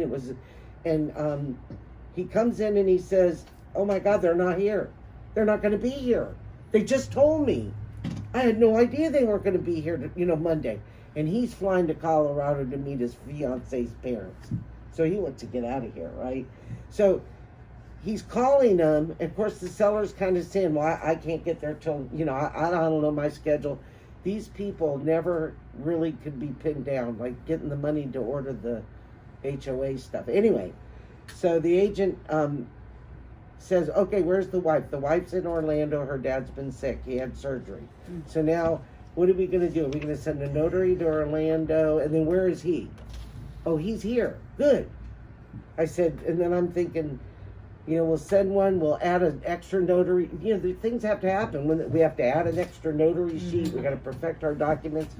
So then another call goes in. All of a sudden he says, oh, my seller said, when he called him and said, we got a notary going to your wife. And on Saturday, because I spoke up and said, you know what, I'm a notary. Just tell her I'll call her tonight and find out what time I can go there tomorrow. I'll drive to Orlando and She get was it going to signed. drive to Orlando Saturday. Because it's in between the casino and, what's an extra hour and a half? So, isn't that awful? But that was true, because I had to go over there and pick up a bottle of, I had a big bottle of whiskey they're going to give me. But not 1, 3. One for my husband and one for my friend. So I figured, I go to Orlando, I can do that on the way back, I'm good. So he calls the husband and he says, oh, we got this covered. I'm going to end this soon. We got this covered. So now all of a sudden, the husband says he can come right up and sign. So I said, fine, that's even better. I don't have to do the extra page. I can notarize both. So he comes in and signs to the wife, and I'm going up there. I got my directions. So I told my agent, you leave for Colorado. Everything's cool. You've done everything you can for these people. Next thing I know, before that closing at 2:00, arrives the biggest bouquet of flowers. I mean, it was gorgeous. Smelled like heaven. I mean, he sends me flowers. I thought they were for Angela because she works harder than I do. But so, Oh, it was they from the were- other realtor, no, it's from the listing agent. the listing agent. Yeah. And it said thank you for going beyond. He had peace of mind that these were his babies. He wanted to make sure it got done. So, which was beautiful. I did ask Angela to take them home Friday night because my cats love to pull the baby breaths out and then the greenery. And I come out every morning and they're all over the place. Oh, you were going to the casino anyway. No, I just did. And Angela works hard. We shared it. But I thought that was amazing. There's a lot of realtors that are good to us, as we try to be to them. But So then I do that now. Now I have a closing that was supposed to close Friday, a little cash deal. Dig this. Guy bought it with certificate of title, a foreclosure, and missed the mortgage on it. So apparently he went to close on it, and the title company, you know, you got to get rid of the first mortgage, right? But he doesn't even know he doesn't even know the lady he foreclosed on. So anyway, the deal gets canceled, and apparently he finds out who has the mortgage, and he feels he can get it cleared up. So the buyer comes in and wants to buy it subject to the mortgage anyway, which is fine. You want to take title to subject to a lien, you can do that. We don't have to clear it, especially if it's code enforcement. Then the investor says, I'll go down to the city, I'll clean it up. They won't, you know, they'll reduce that. We'll go ahead and close now. I'll take title subject to. You know, we give them time to check that out. So in this case, she was going to take title. Well, he called me and asked me if I could just do the closing because we couldn't get title insurance. And he said she's going to take title subject to the mortgage. And I said, well, then you could get title insurance. I said, because I can't just do a closing without title insurance. You get that, right? Yeah. Okay. So we asked my underwriter said, sure, just put it on Schedule B, Section 2. If everybody gets a commitment, you want to look at Schedule B, Section 2. That's what we don't insure. So anyway, which was fine, but then she turned around and told me that's what I did. You're going to get somebody to lend you money with an existing mortgage in front of theirs. So now I had to go in and change my commitment. Second mortgage, you know. And she went back and forth with that. And then she's supposed to close Friday. The investor never sends the money. I never get an answer. So she calls me and she tells me, well, their woes. He's a veterinarian. He's hard money lender. He doesn't do this very often. He couldn't get away. He's going away to his daughter's graduate. Blah, blah, blah, blah. So I said, tell you what, Kathleen. I said, the seller has my personal cell number. He's a neighbor. So I said, if you need me to notarize, just call me. I can do it on Sunday. So I get up Sunday morning. I'm upset with my husband. So I get out of bed. I throw on my night before clothes, and I put a mask on, and I go get me some Dunkin' Donut coffee. And my cell phone rings, and it's her. And can I come right now and notarize? So I'm sitting in my car at Lowe's, and I said, well... In your cleaning clothes. In my night... Anyway, I said, I have to go to the office. You know, and I said, I got to change things to match what you're telling me. So I did. I said I can be there by 12. We got it done. And we did close that on Monday. And that seller is just... So See? Those are very unusual. The escrow, these are face every day. Every day, And you the don't best advice I can give you is your sellers are your children, and your buyers are your children. And, you know, if you're a child, we're all in trouble. Because, you know, have to direct them. excuse me, you have to help them. You have to start a week or two before closing, check how they're doing. See if you need to say, hey, I'll be over Saturday, I'll bring some boxes, we'll organize this. And then, you know, do you want me to sit down and help you call to order a truck? You know, help them. Yeah. Who do you have? What do you need? Well, that's your job. Yeah. You know, if there's a repair, you know, you got to get somebody in there and repair it. And you need to be strong. If it's in the contract, it's the contract. It's what we agreed. You know, and like the guy, I said, well, then don't worry. Sign it. You just said it's not going to cost that much. I don't know, these dictionaries, I don't know if they'll help. I think you all are pretty good. But I'll pass them around. I wanted to look up what it said for title insurance. These are more for your customers too. But yet if you're new, if you've never bought a house, that one is about just, you know, like why to get title insurance, having trust, you know, making sure when you buy they can feel comfortable. But sometimes you can read it, it'll help you understand. We're just an insurance company. And this is how to prepare. Let me just see one real quick. Second one. Yeah, I just want to see. Another one? Oh, okay. These are more, some of these are for buyers, some of them are for seller. But it doesn't hurt, you know, it doesn't hurt. No, And my cards are in the middle, my number's on there. If you really need something, please call. Don't get kaflept, don't get scared. And don't go, well, it's in another title company because it's not my listing. Doesn't matter. Doesn't matter. She will earn your business and you will earn her trust. And nobody has cried more than me. Nobody has been scared more than me. One day we had, and I picked my friend up and we went up to Clearwater. Hands are cold. I know I'm freezing. And we couldn't get in the door. We thought it was locked. And I kept calling and calling. Well, finally the door was open. So I went in the door. Remember that old lady? She was laying in her apartment. Oh, gosh. She It had was at night. It was at 7:30 we went there. she had fallen out of her chair. Her glasses were all bent. Her wig was up like a little beanie. And she had abrasions on her arms and her legs. Tell them the worst part. Which was the worst part? She had poop on the chair. Oh yeah, she had poop on the chair. So Debbie's in there cleaning it. I mean, this woman has a heart. She has customer service so down pat. I would get angry at situations, and I had to learn to stop doing You it were because. pacing the halls looking for people working there. Where are you Oh at? no, Debbie doesn't want me to show that emotion. That is not our job. She told me that one time because I said, "Why did you?" And she goes, "Because it's my job to get it done. I don't need to berate anybody. I don't need to argue with anybody. I look at it and just, what do we need? Let's get it done." I just scoop it up and move on. And whether it's her client or not, you have your client, and then the client is the other person on the other side. But 9 times out of 10, you better know what that other agent's doing because he may know less than you. Oh, they all do. You know more than 99%. Debbie told me if she heard one more realtor call her about her availability, and call her, "Hey lady," Hey, lady. and she says, "Excuse me, Debbie Sundell, Century 21. Listen, lady, I've got your unit sold. Hey, lady. Your sellers just need to put a washer and dryer in there, and I got it sold." And Debbie said, "Hi, did you get the information?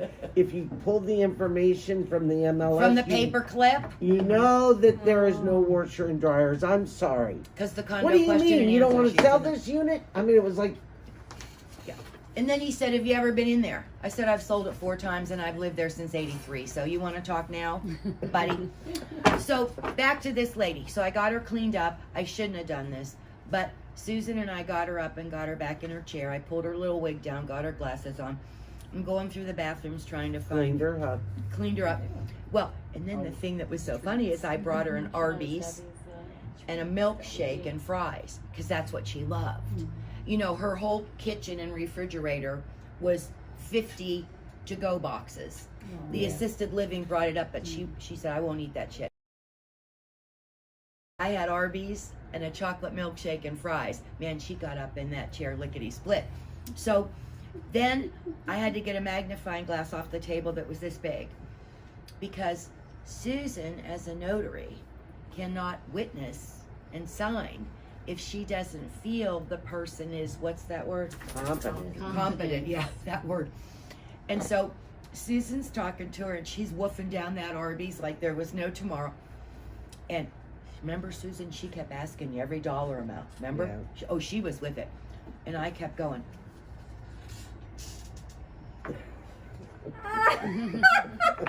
And Susan's like, so whatever. So finally we get it all done. This was like on a Thursday night. And she had stepsons. She never had her own children. Her husband was deceased from Rochester, remember? Do you see how much knowledge she gains about her clients? So we get downstairs, we get to the car. I'm smoking 12 cigarettes at one time. I mean, I'm like, "Susan, let's smoke." And and my little hands are shaking. And this is back in the day, I think, when the phones were still hardwired. Yeah. Yeah. So we're in the parking lot of the assisted living and I'm shaking like this and I go, "Susan, we got to call the sons." Because see, they didn't like her. They kept saying they were coming to get her, but they never came to get her. They would just lead her on. Yeah. And so we're smoking and the windows are down and I go, "Okay, Susan, I'm going to dial the number." And then I look at Susan, I go, "You talk. You talk to those sons." because I don't like them. Well, the long and the short of it is she died a day later. Oh my gosh. Sad. Sad. And they never came to get her. You know, she had all her stuff she was taking back. Where they make Oneida silverware. That's where she was from in New York. Oneida. How do I remember? Susan and I have been through Well, you just Poop, meet hell. when you bring a client. It's not only your client. They sometimes I have done closings for the same person 3 and 4 times, and then their kids, and you know one family. It was the gal was from the Hamptons in New York, and her significant other was a big contractor up there. They came to Florida just before and bought up a bunch of the condos, and then of course the market tanked. So I met her through another realtor, and even though she didn't do as much business with him, she gave me all her closings. And she lived in Palm Harbor, and I would drive up there to the massive home, and I had a closer that I started sending up there, you know, too. And one day she couldn't go, so I went, and then I said, "It's my phone. You can just leave it." My closer said to me, "You're gonna go," and I'm there. Yeah, I'm gonna go this time. I want to see Cindy. And so when I went up and closed, the guy's giving me like $50, and I'm there. I don't want that. We don't take money. And I found out he'd been giving it to my other closer, and she'd been taking it, baby. But I was gonna say, you know, going the extra mile in the long run brings you so much money. I know a realtor down in Miami. She happened to meet a millionaire. It's in all of your buying. She only does That is millionaire what you make. transactions Take it now. easy. They give That's her left over from the other. everything. Once you got your foot in And there. I mean, she met a good one. She's selling nothing but $1 million property. So, you know, I'm just saying, but you never know where someone and who your connection's going to be. But you got to put Debbie put her heart and soul in this. Maybe it's because she was what grade did you teach? Kindergarten and first. Oh. 10 years. So she's used to just taking it and saying, "This is what we're going to do." Are you a Taurus or a Gemini? Taurus. I'm hungry. Well, Big heart. here's why I was good at this. I was divorced, broke, I mean broke, phone disconnected, electric disconnected, but I was going to become a realtor. And I had nobody to make it happen but me. Well, you're inspired. I mean, I'm telling you this Well, you because and we're Ruth- here and it's your birthday, so Her I and think Ruth did it. right. You should know. I think that to me, I don't get to come as much as I want to, for all the reasons. But you're very inspiring and very encouraging and full of knowledge. Thank and you. obviously willing to share it. When I came here, 2 spaces with 32 agents. 32 agents? Yeah. What year? How many agents do we have now? I have no idea, honey. Roughly 300. No, I we don't think don't. so. I don't think so. On the roof, okay, this Well, the roof business is 300. different today, active you know. 50. It's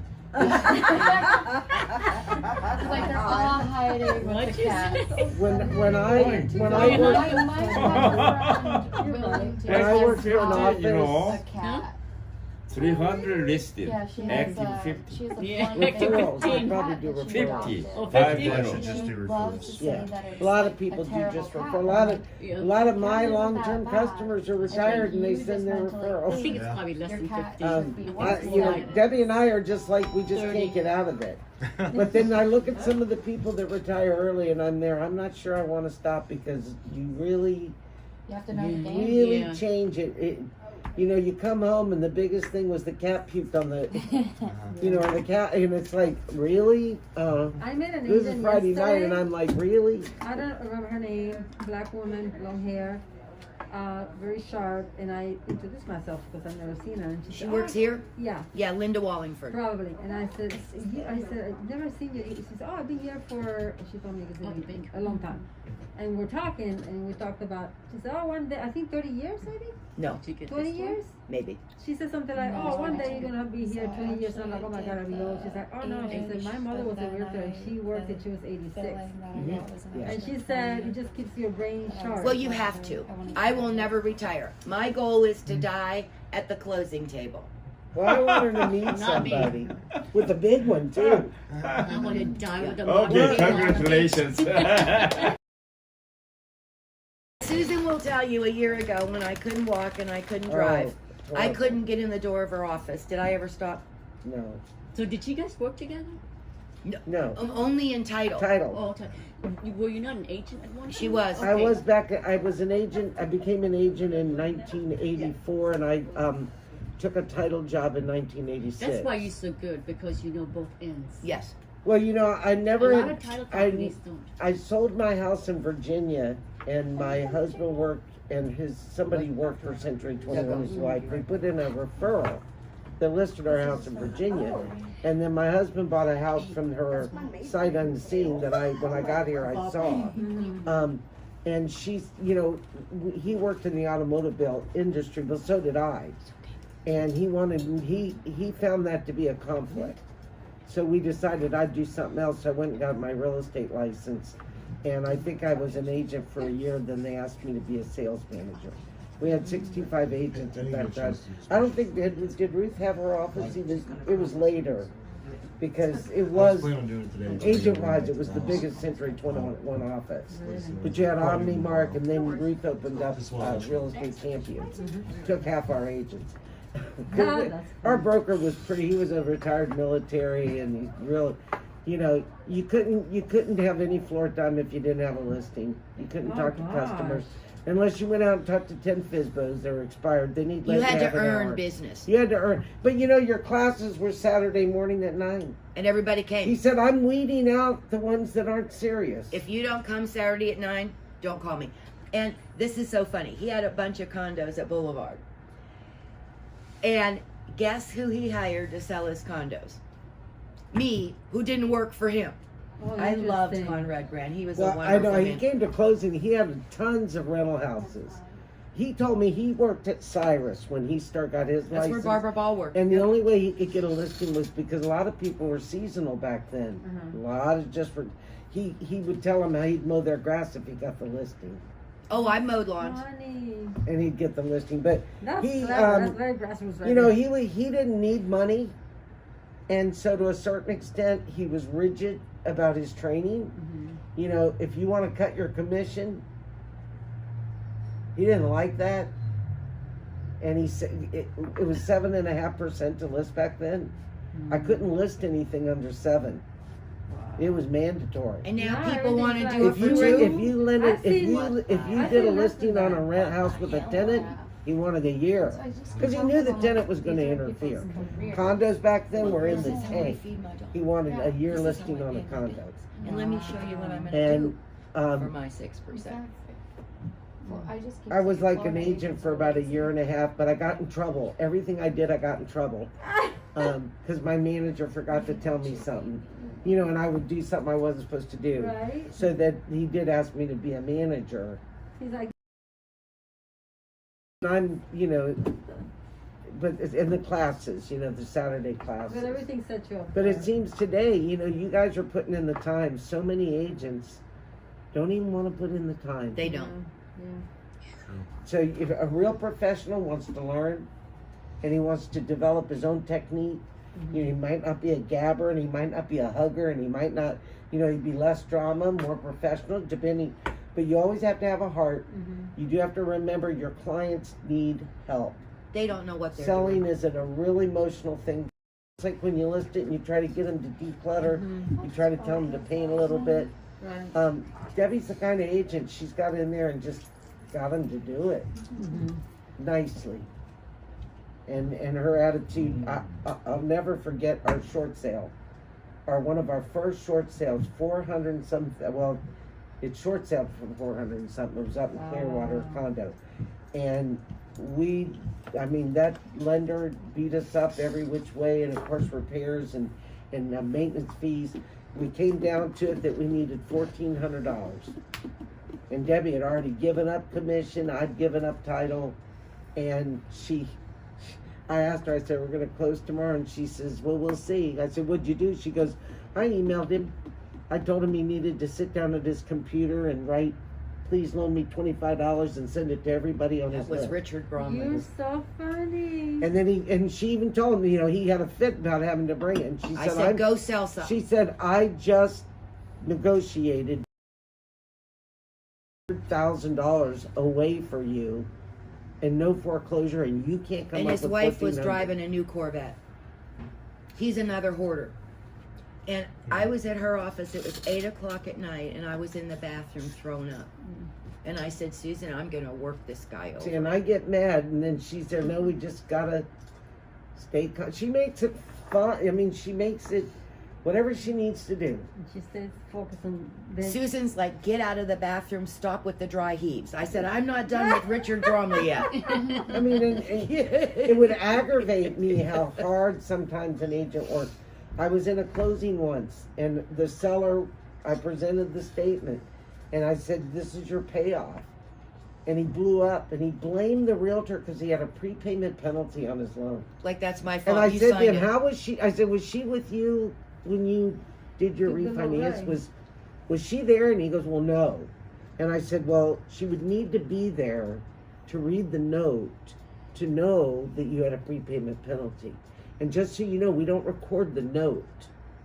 So it was up to you to inform her that you had a prepayment This is penalty. why when you list, you need to know their mortgage I mean, balance and the he was terms. attacking her in the closing, and I just kind of nipped it in the bud. And you know Yeah. what? It is not her job to negotiate things at the closing table. When we all go in the front door, we're there to sign, not to do addenda, not to give up money. That should all be taken care of. When you walk in there, they're on a time schedule. They've allotted 1 hour to get your people in, go through the papers, get it done. They got to fund that loan. They got to, you know, we're not there to chit chat. And I tell my people the day before, I said, okay, I'll meet you there tomorrow at 3. We're good with everything. Everybody knows what you're getting because they're on a schedule. Susan, so at my closing, tell me who was at fault here. So we had a closing date, closing time, so we went 2 different times because the buyer wanted to do it after work. So they came at 3, me and my seller came at 10 o'clock because he's leaving town to Kentucky. So we came, we signed, everything done. And then I get a phone call at 3:30 saying, we need your seller change of contract. I'm like, what? He's gone like 4 hours ago. So like that. Change of Change the contract for what? contract for what reason? So honey? come to find out, and she didn't tell me, the lady who is on the contract was actually married, but she had her name on there as a single woman. Well, she's getting a mortgage, and the mortgage company is not going to close on this if the husband is not on the title To too, join on with because her. they're still married, even though they're going through a divorce. Yeah, that happens. um, We Is have that to the Florida thing or everywhere? If you're separated, it becomes an issue in that I want you to come in and sign your wife's mortgage, and he says she can just go away and die. I don't care. But we have to explain that there's no liability for the spouse to join on. And I tell, you know, especially if it's a They sad can one. change it later. Well, no, I said, you know, you guys could get back together in 3 weeks. Now it's his homestead. That's what we need him to join on. But I so said- now, So they were So- telling you they needed your seller to sign an sign the addendum change because, of, yeah.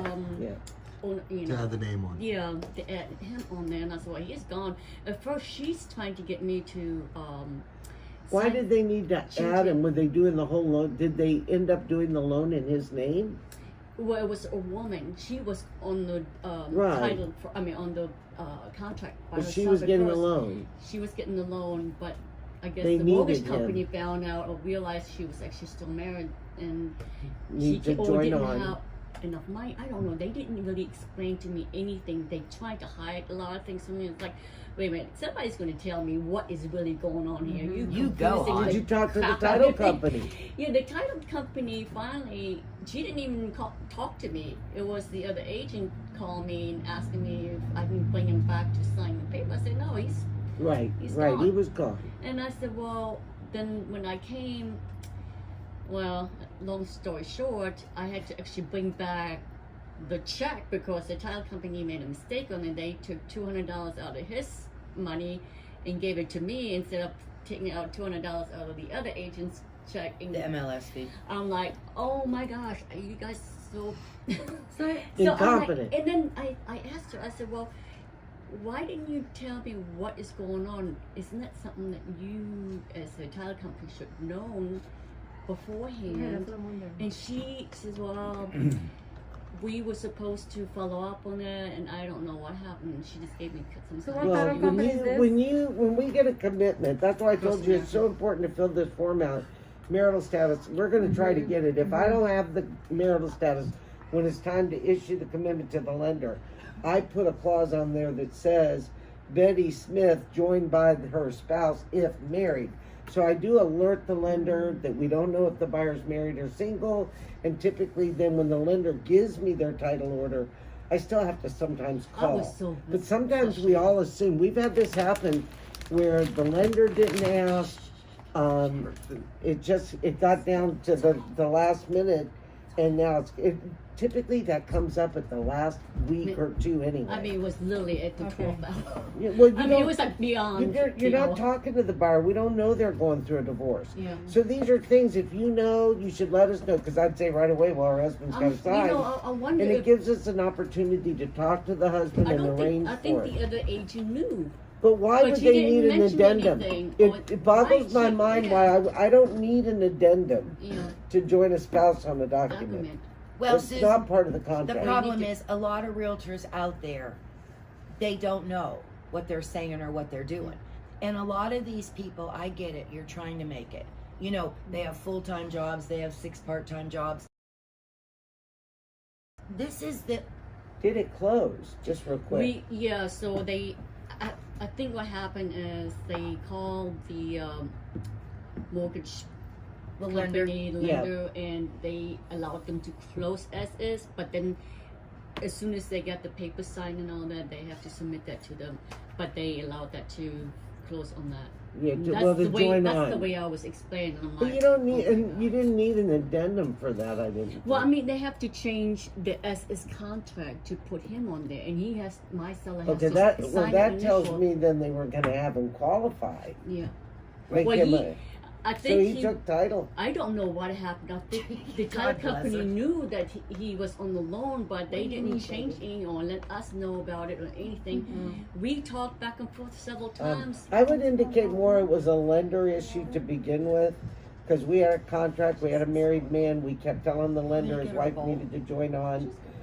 They delayed closing. We had $5,000 in escrow. The guy knew his wife needed to join on. I knew she was up in Michigan. Yeah.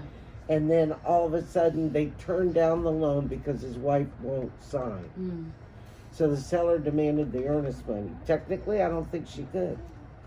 The He seller- applied for a loan. He's not getting the loan because his wife's not on there with him. But he also was going through divorce. But that's not for me to call. Yeah. And they That's a- disputed it for about 6 months, and I let Tim Schuler handle it.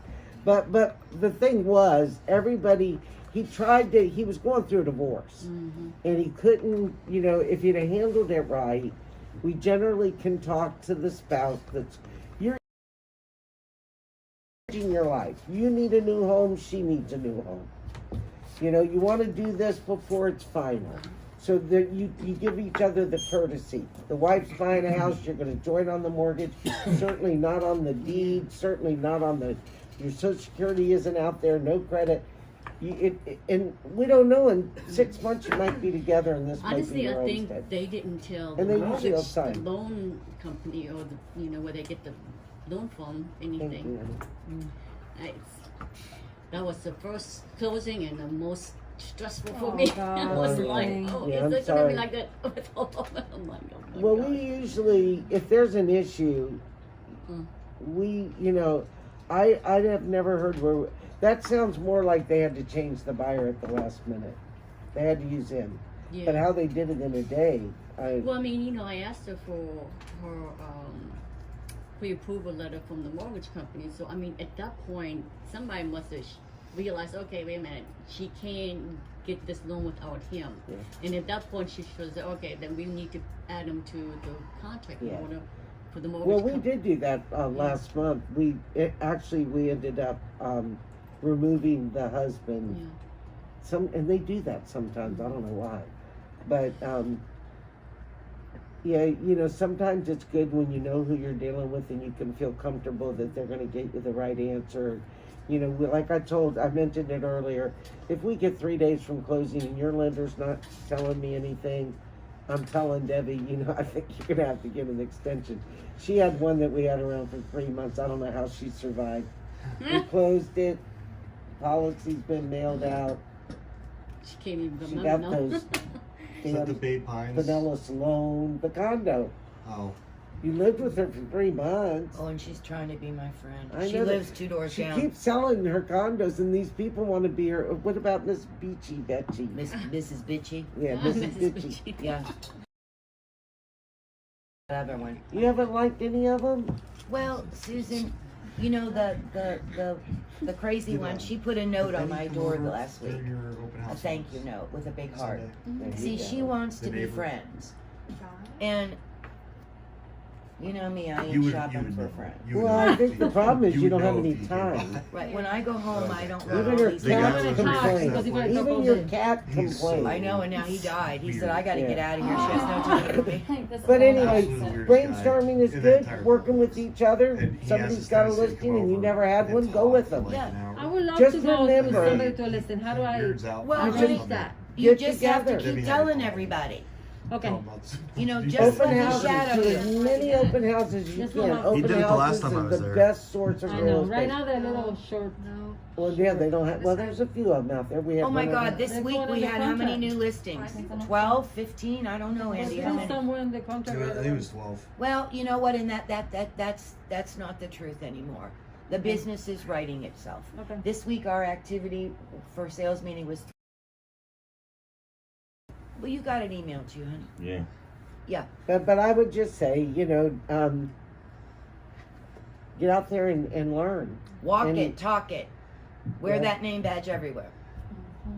When I go out to eat with Ruth, I have my name badge on. She rips it off of me. Yeah, and because each closing is unique, if you're new, it's better to just come. Mhm. Let's go over it. If you're even writing an offer, you want to go over it. I'll look at it for you. I'm not an expert. I can but- vouch for him. I use you guys with the Haas file. Yes, yes. And you guys were amazing. That woman was driving me up the dang wall. Oh God. And I know it was Angela too. Well, you know about when it was her other place, which you weren't involved in. She went, you know, and that happens. Don't take it personally. You got to stay close to your seller if you know they're going to buy. Oh, I took it personal. But I mean, you got to stay Sorry, close. I- What happened to super- me? I had an open house, so I told my sellers I would take them out later, and they went to an open house, and then that agent refused to write the contract, and me be involved because they went to the open house. So I try to tell them it's better if we just wait and be together. Mm-hmm. If I have a delay, bear with me. The right house, if it's the right house, Right. we'll get it.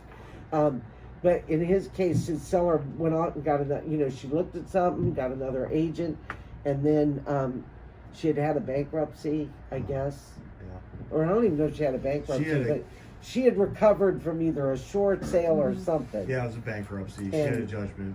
From But her she had divorce. these judgments that she literally had paid off. She had paid off every one, but she couldn't get to the creditors. And I finally said, go to your, you know, because she's calling me about this other closing at another and I just said, honey, I said, get a copy. She paid with cash. I said, you got your copies? I said, then show them that. You're not going to be update the credit bureau. One creditor she did get through, and I said, have them fax you a letter, but I said, show them your check. You should And have I said they should "Don't approve leave you." Your original agent.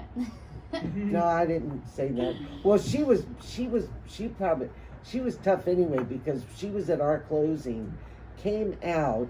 She was supposed to go over to Fidelity to close on her purchase, but I don't know, was something about $1,400, and she made she made the realtor or somebody give her $1,400 credit. She wasn't going to close.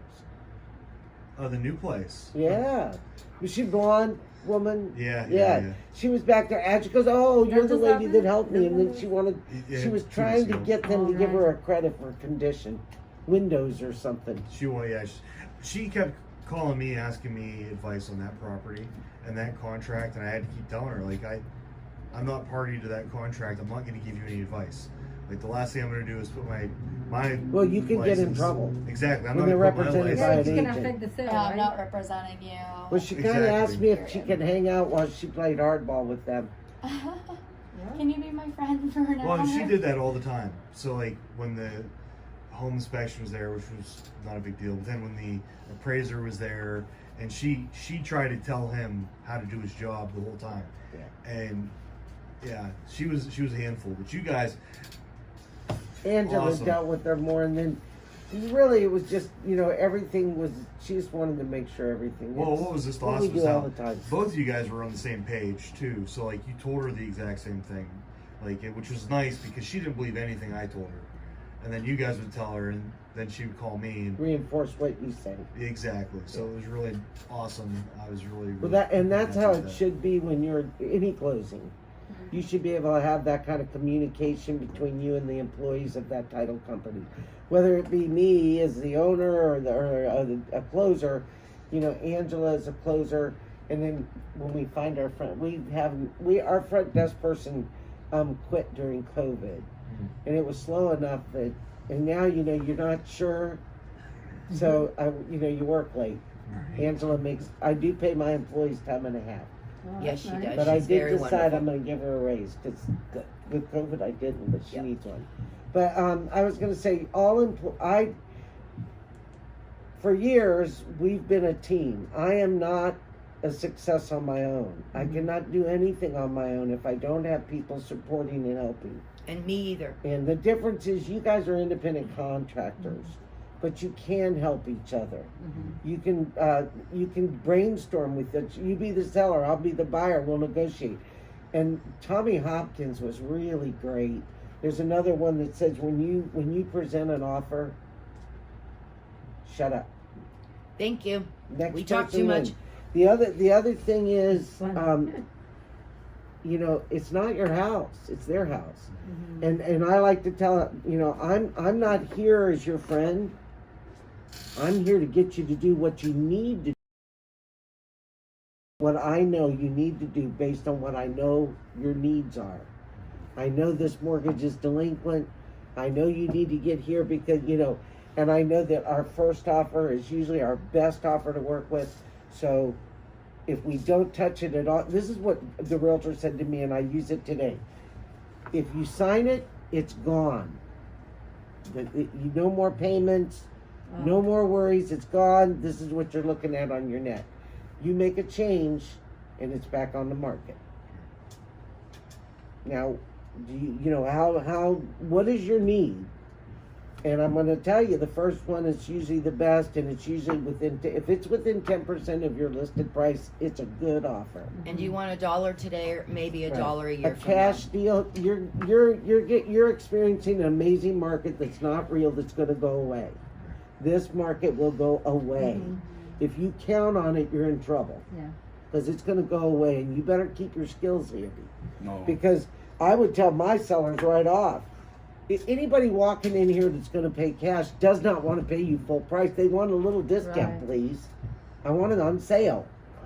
I go to Macy's, I want it on sale, my extra 10%.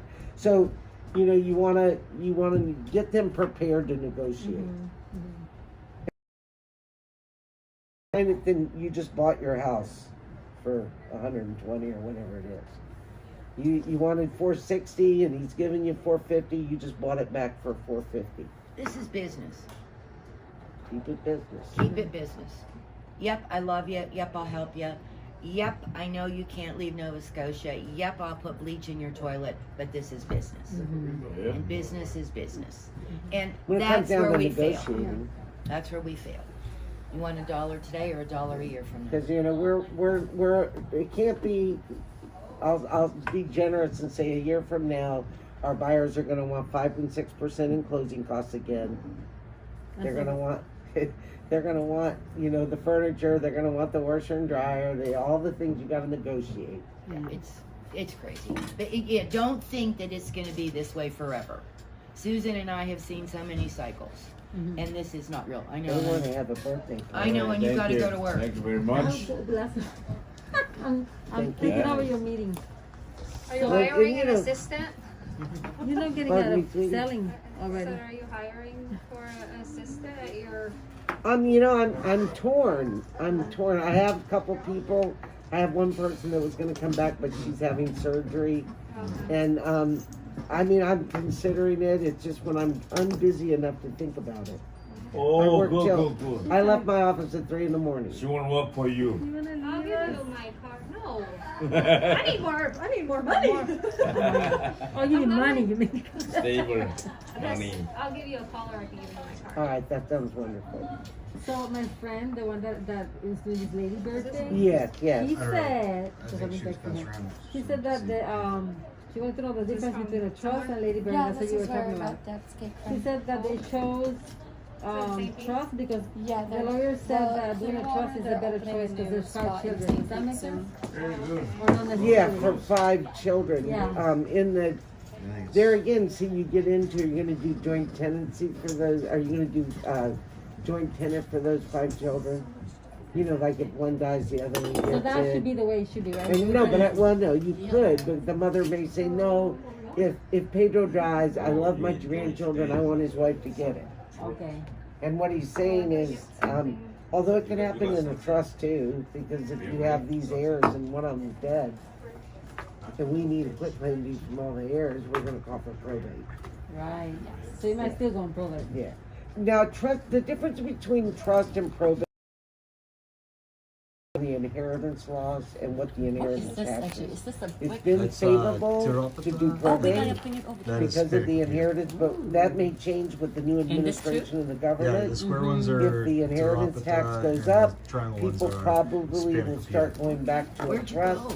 because when it's There's in a a great trust, you place can down in avoid some Pasadena. tax. Gotta- Capital So gain went down tax. there. They make it Yeah. fresh every morning, so I bought it this Gotcha. morning. So, and that's an attorney. Yeah. That stuff's really And hard which to make attorney too. do you guys feel comfortable with? Is that what it I love this. Where is it? This thing I They're know, in I heard Tim Clearwater, Shirley but is they're gonna retiring, open a but St. the Pete Legend location Hospital. soon. Are you Clearwater?